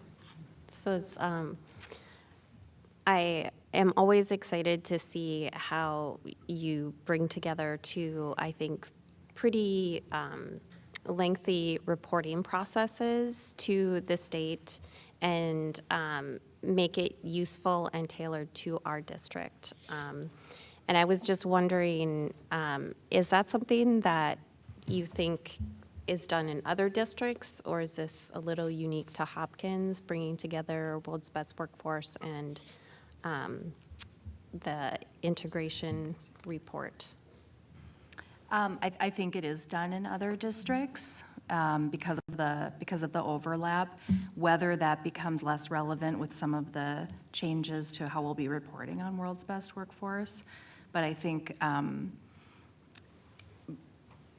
when it comes to the reporting, there's, as Dr. Mary Perry-Reed mentioned, there's a sort of a lengthy actual template that the state pushes out that we have to file, and then the presentation is meant to just provide a little bit more detail and nuance to that kind of boring report. Great, thank you. Mm-hmm. Are there any other questions from my board colleagues? I have 2 questions real quick. I promise to keep them quick. for the free and reduced lunch demo data, is there any way to have the data, by race? So I know that there's just one second. So I know that that is showing right now like non-free reduced and free and reduced. But we'd just like to see like if there's how many like students of color are actually on free reduced lunch compared to white students. Is there any data available like that? We can, yep, we can absolutely pull that data, right, Dr. Holm? Yes. Okay. We didn't put it on the slides because it's kind of messy to look at on a slide, but yeah, it's definitely pullable. Okay.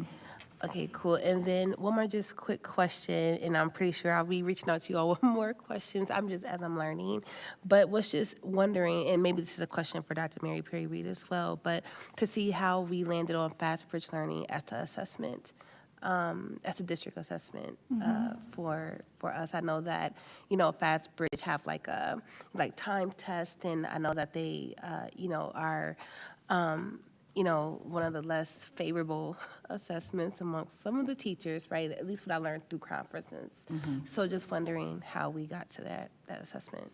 Sure, I think I can help with that a little bit. So this is my 6th year in Hopkins, and when I came, we were in the process of adopting it because we were required to do screening for dyslexia. So at that time, to the best of my memory, at that time, we were using it, but kind of on a limited basis.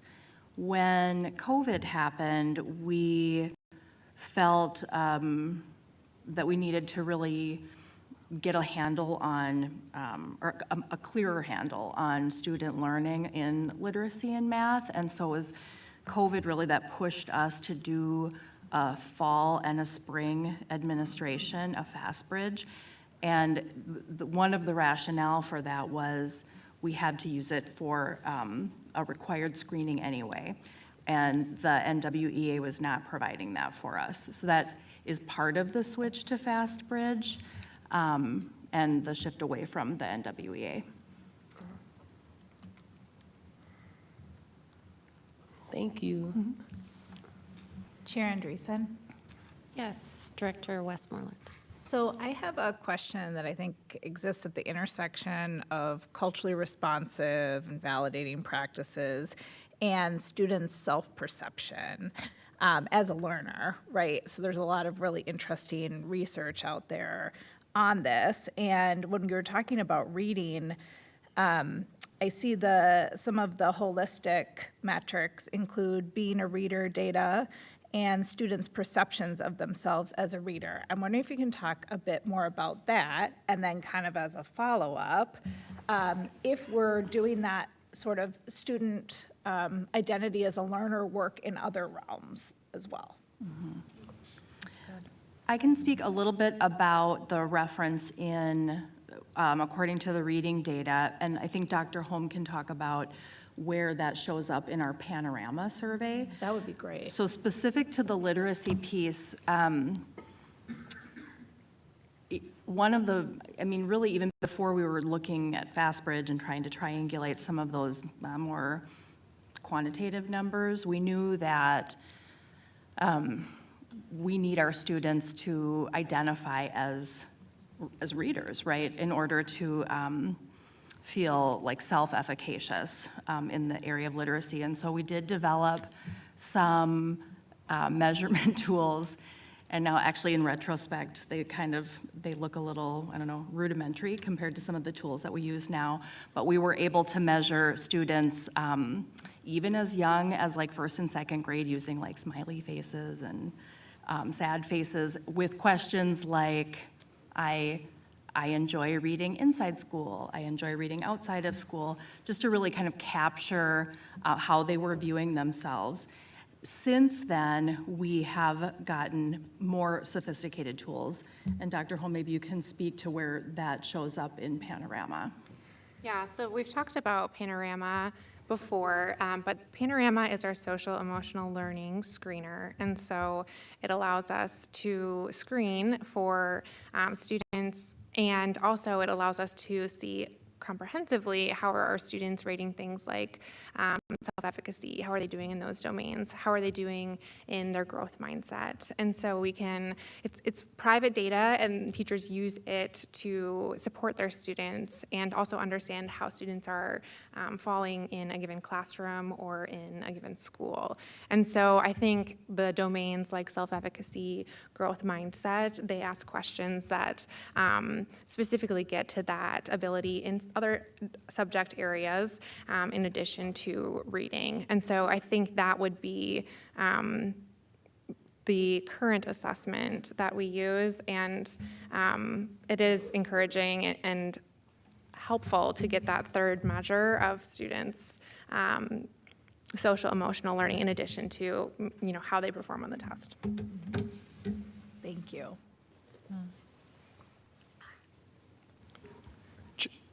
Chair Andreessen, can I ask a question? Yes, Director Thompson. Thank you. Thanks for the presentation. Just kind of a couple thoughts as I try to formulate a question here. So back to the read well by third grade, I think a lot of us here would probably agree that that is a very important measure. And so I think I had heard someone say that increased the MCA percentage by 2 percentage points was a Hopkins goal. And then we showed the graph, and it doesn't seem like we ever met that, unfortunately. It also just, it's a tough percentage to see when you see, less than 1 out of 2 kids is meeting or exceeding the proficiency as demonstrated in the MCAs. So that's a challenge. I applaud the use of the letters curriculum, which seems like it's one of the curriculums approved by the READ Act, as I understand it. And would you say that letters curriculum is direct instruction, that the teacher is teaching the kids these skills for the reading, right? That's how I understand it too. It's a direct instruction. So we see the value of letters, and it's a direct instruction. And then one of these learning goals here is talking about concept and inquiry-based personalized learning. So that's different than direct instruction of the letters, which is working. So why the difference in literacy, supporting letters, which is direct instruction, and then these other things in the learning goals here, more concept, inquiry-based? Sure, I think I can help with that a little bit anyway.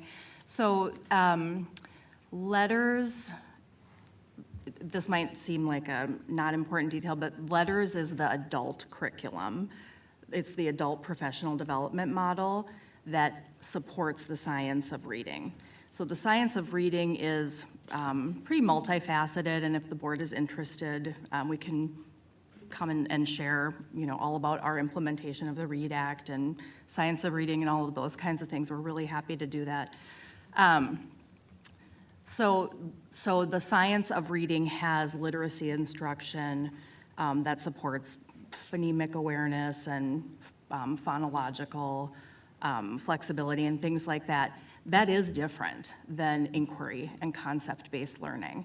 So inquiry and concept-based learning as a learning method, we typically think about that very differently once kids have more of those foundational skills. So in a kindergarten classroom, what inquiry might look like is pretty different than what it might look like, in an 8th grade classroom or even a 4th grade classroom, because we know that our primary teachers, their most important job is to really facilitate and support that social emotional growth, but also those foundational reading and math skills.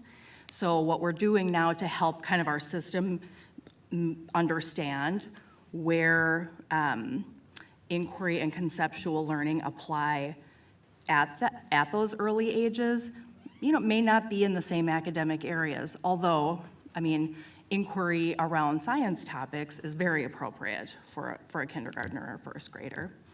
Can I add something? I think one thing I would add, as I've talked to one of my team members who works on the concept-based inquiry side of our work, most primarily, she provided a really strong example for me when talking to our literacy specialist who is implementing the READ Act or the local literacy plan. And it was really interesting watching them talk through that because one team member said, okay, well, when students get to secondary or even in elementary and in some of those grades, we want them to be able to transfer what they learn to other subjects. And so concept-based inquiry would take something like power and say, we learn about power in physics, and we learn about power in civics, and we learn about power in history. And so that's something that we can transfer. We don't want our secondary students regurgitating some civic knowledge and physics knowledge. We don't need them to memorize the equation. We want them to understand the concept. They can only do that if they have the foundational skills that they learn in K2 through that literacy programming. And so just watching them talk through that, it was really cool, and it really illustrated to me like how these two are complementary and how they make our system stronger.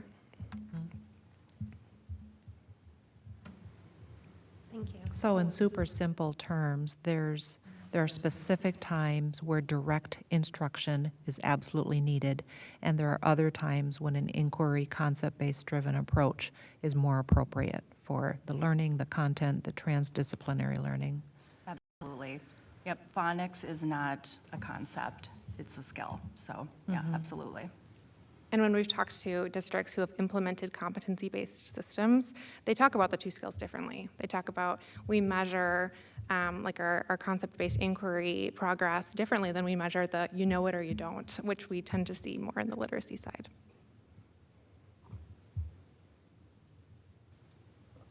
Chair Andreessen, I have a question. Yes. On slide 28, you have some numbers here, and it's been a while since I've looked at a chi-square graph. It's been a while since econometrics.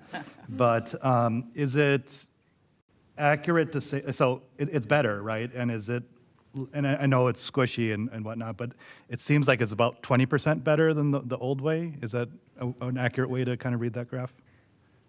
What I can say is so when we're looking at the numbers, the 1.79 and the 1.97, these are their growth scores. So we've essentially put their growth scores in FastBridge from fall to spring into a numeric value. And then we said, okay, what are the growth scores for students who were taught under a letters-trained curriculum? And then what about the growth scores for students taught with a non-letters-trained curriculum? And so what we did is we saw a significantly different, or a statistically significant difference between growth scores in the not letters-trained and letters-trained students. Okay, so there was a statistical difference. Do you have a sense for scale? I don't quite get that, right? Like, I know it's dangerous to be like, this means this, and it's going to always mean that, but, roughly for the community, right? So we're making an investment in letters. I think, that's a good thing. It seems to be better, but like, do you have a sense for like how things, like, do you have like an expected target for next year of like where things should be? Well, so when we asked Dr. Abby to do this analysis for us, we did feel a little bit nervous because we also know that what matters most when you're doing an implementation like letters training for teachers is like the student outcome data comes after like a strong fidelity around implementation. So we were a little bit nervous to even look, but we really wanted to look. So I guess the long-winded answer is no, we don't know, or we're not using this like to predict what we're hoping for, but it's something that we will definitely continue to look at, especially now as more and more of our teachers are getting trained. This data was the result of 1 year's worth of staff training, and now we're on 2 years' worth, so we'll have a broader kind of sample to look through. Okay, yeah, at least for me, I think I'd like to track this at that level of detail and be like, hey, you know, if we think that we should get this amount of benefit, we'll call it that, but we're not, maybe, you know, readjusting or whatever, right? Obviously, you folks are the experts, but, you know, I'd like to stay pretty close to that if possible. Absolutely. So, thank you. Yeah, and what I can say is that higher scores indicate more growth. So like when we look at the yellow bar, we're seeing more growth. And in terms of scale, for the fellow stats nerds out there, a p-value of less than 0.05 is considered statistically significant. We found a p-value of less than 0.001. That means, in lay terms, it's super significant. Yeah, well, so, I mean, it could still be significant and not, like, move the needle, right? Like, it could be statistically significant and not really affect anything, theoretically, right? Because, you know, I just want to get a sense for scale, right? Was it you know, P001 at, like, you know, 30% or like 40% growth, or is it just at 20%? And sorry if I'm using the wrong terms, it's been a while. Yeah, I wouldn't use percentages. I would use the values that we've ascribed to the growth scores.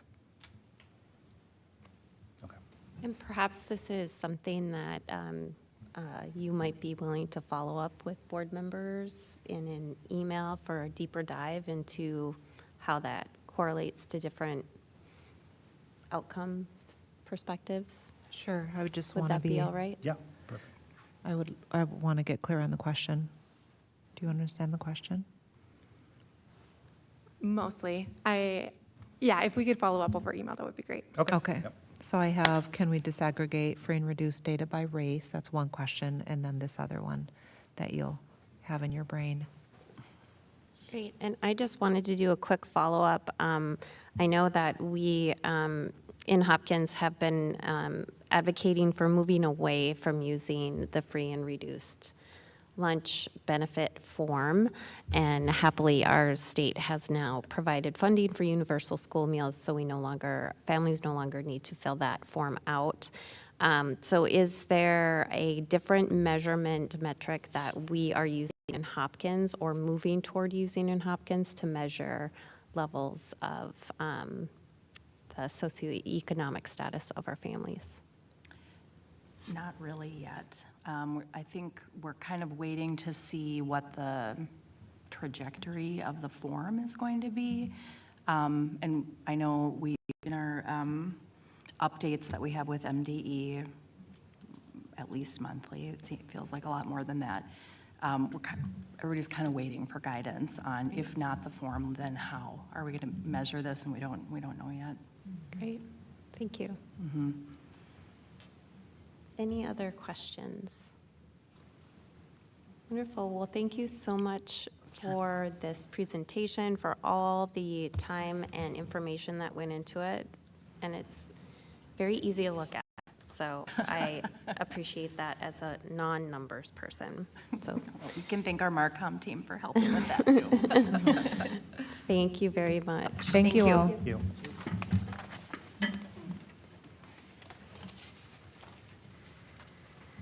And with that, we will move on to our board member reports. Is there anyone who would like to be the one who goes first? Now that Director Adams is out at the table. Director Hartland. Depends on who you ask. I will go first. Thank you, Chair Andreessen. One, I wanted to highlight for the public, I had the opportunity on January 19th to attend a fun event in the morning with some of my colleagues. We were able to meet with some legislators and be able to go over some of these legislative priorities. It was really special to be able to present these to the legislators to get their feedback, to get their attention. I definitely want to call out Chair Andreessen and for emceeing, as well as our treasurer, Hartland/Adams, for doing all the work, facilitating and working on the back end. it was a great event. Being able to go over some of these bullet points, expanding and stabilizing student safety, expanding mental health support, eliminating compensatory funding qualification, empowering local elected school boards, spurring innovation and reform, reducing educator and staff workforce shortage. I know that was a nice hot button one right there.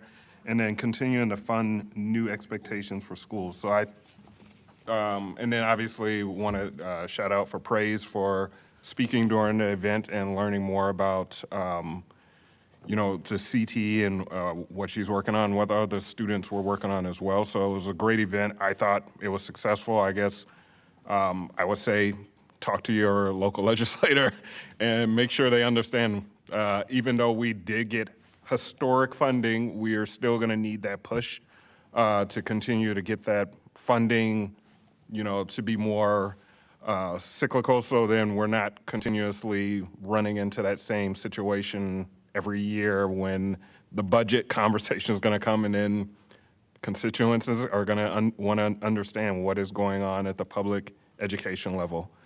And then last but not least, I had the luxury to attend the MSBA luncheon on January 12th. I was able to share my table with Treasurer Hartland. We were sitting with some friends at Wayzata, just due to the fact that they had some open space, but it was a nice event and we were able to have nice conversations with neighboring districts as well. That's all I have to report. Great, thank you. Anyone else? Chair Andreessen. Yes, Director Westmoreland. So I work with an organization called Local Progress. We're a national organization committed to racial and economic justice.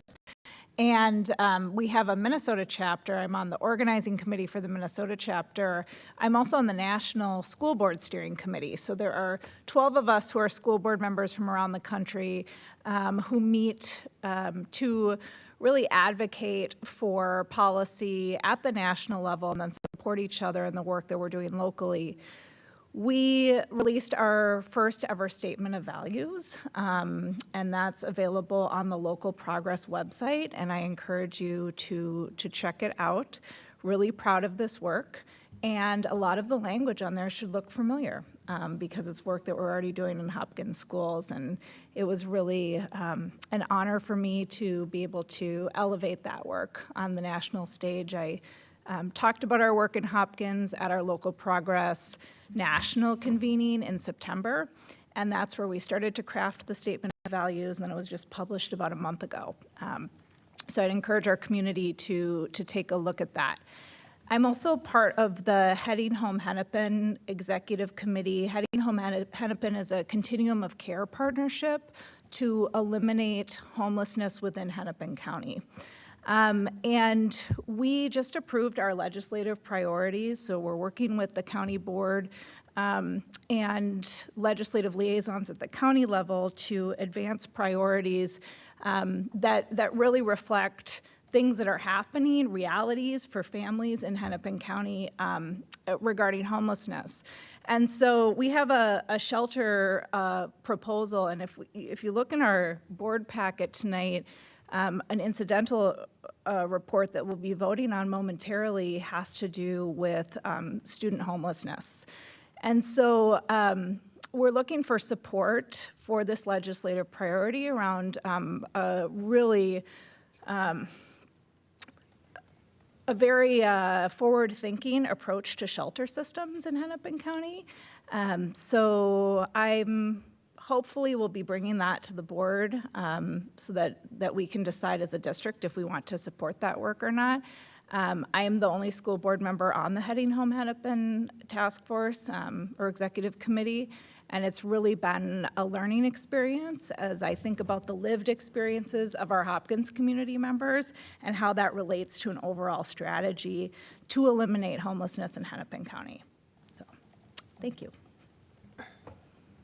Thank you very much. Anyone else? Chair Andreessen? Yes. I have a report. I, as Vice Chair Ross mentioned, we did attend the MSBA luncheon and the training at the Convention Center, and that is a lovely event every year that lets us meet school board members from around the state who come to learn together about a variety of topics. And in it was a lot of, we heard a common thread of anxiety around, despite the funding from the legislature that we all very much appreciated, that the impact of the various mandates and the coming appropriate, salary negotiations that are happening, there's just nervousness kind of across the board as people were wondering what the impact to their larger budget would look like. And so we talked about that a lot, both formally in workshops and then informally in groups. Vice Chair Ross also mentioned the legislator breakfast. It's a fantastic event that we host here. We are lucky to have legislators that have very strong ties to Hopkins, and they value our input, and they give generously of their time every year to come and listen to us. And now that that legislator breakfast is done from the LAC and our legislators are about to begin their legislative session, they will sometimes run iterations of bills by the LAC and or the admin here to kind of understand the impact, financial or otherwise, on their proposed legislation. They will ask us to kind of humanize that data. And so that is the work for the spring that the LAC is facing. And yes, I do want to thank our student board reps for their efforts there. They had heavy lifts as well to prepare for that event and did a fantastic job. I participated in some district conversations around the formation of clubs and activities and funding them.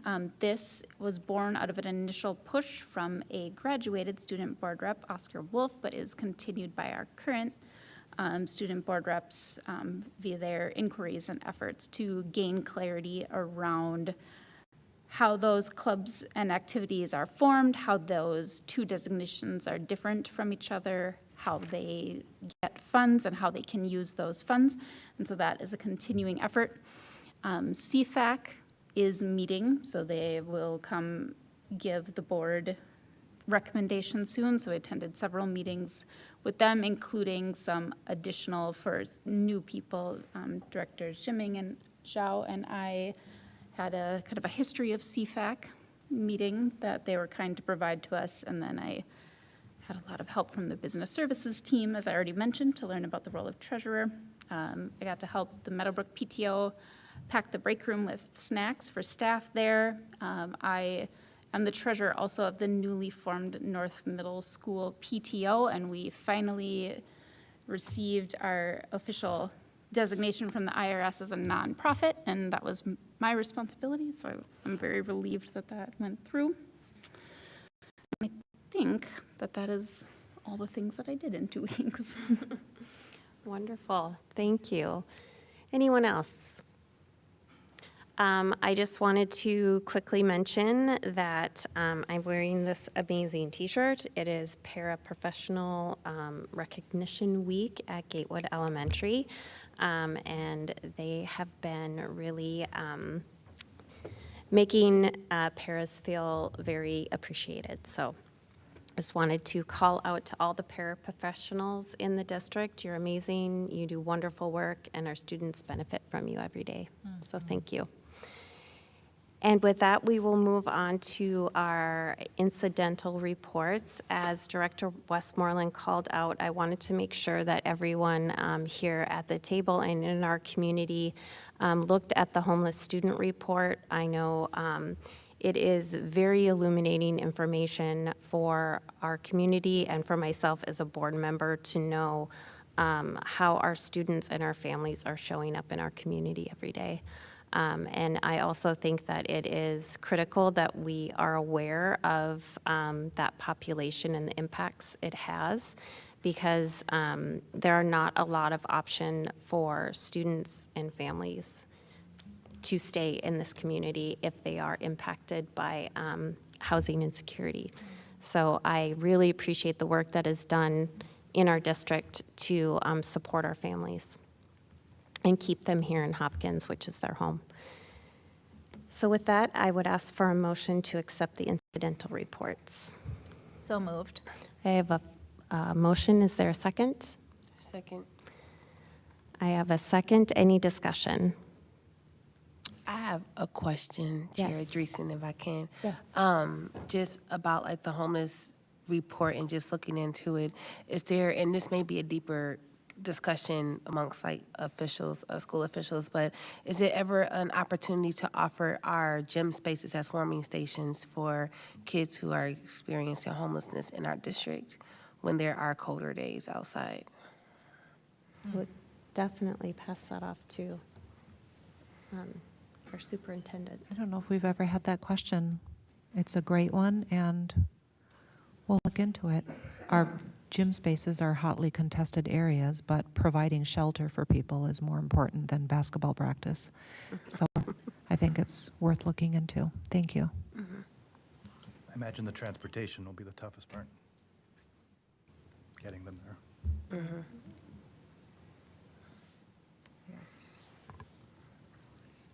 Any further discussion? Seeing none, all those in favor?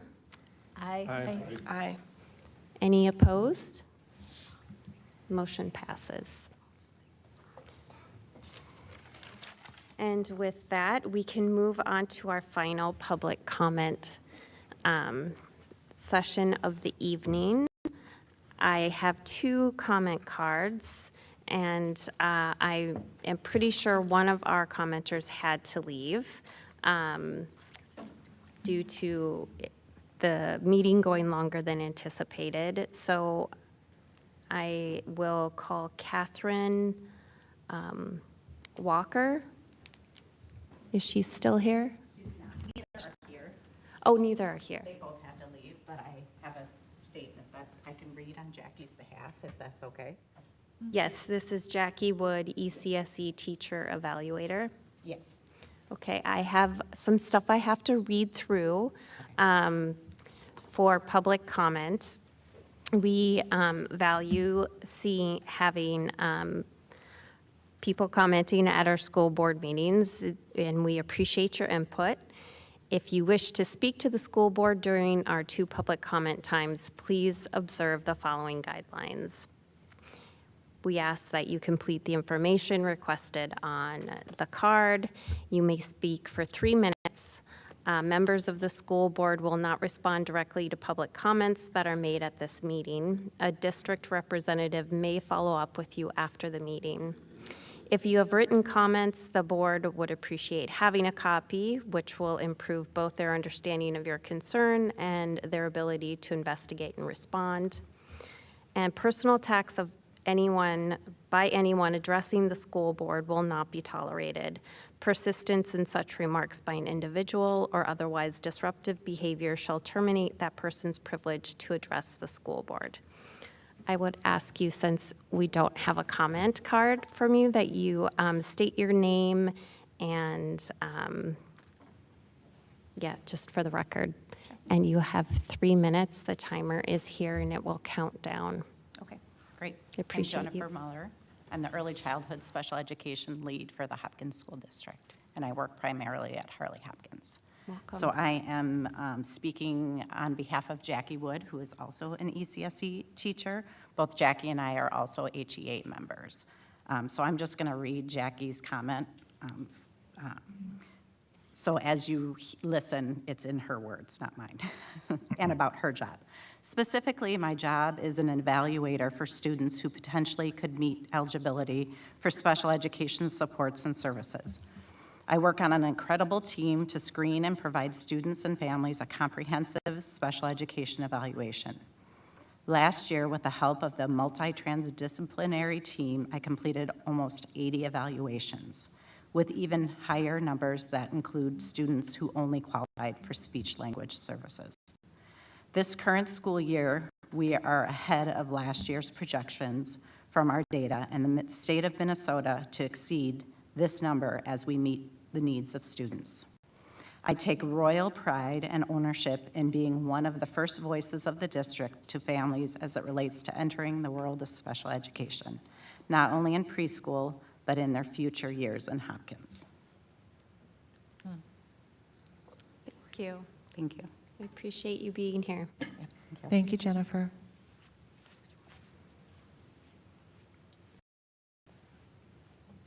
No, she had one too. We did have another one from also in Hopkins early intervention, a physical therapist who wanted to address the board on early childhood education in the district. And I appreciate you all coming this evening. Chair Andreessen? Yes. Potentially, if either of those people want to have their comment said in the future, they can still leave a voicemail, and they're free to email us as well. Yes. Thank you. And with that, I would look for a motion to adjourn. So moved. Is there a second? Second. I have a motion and a second. Any discussion? Seeing none, all in favor? Aye. Aye. Any opposed? This meeting is adjourned at 8:45 p.m. Thank you all for attending.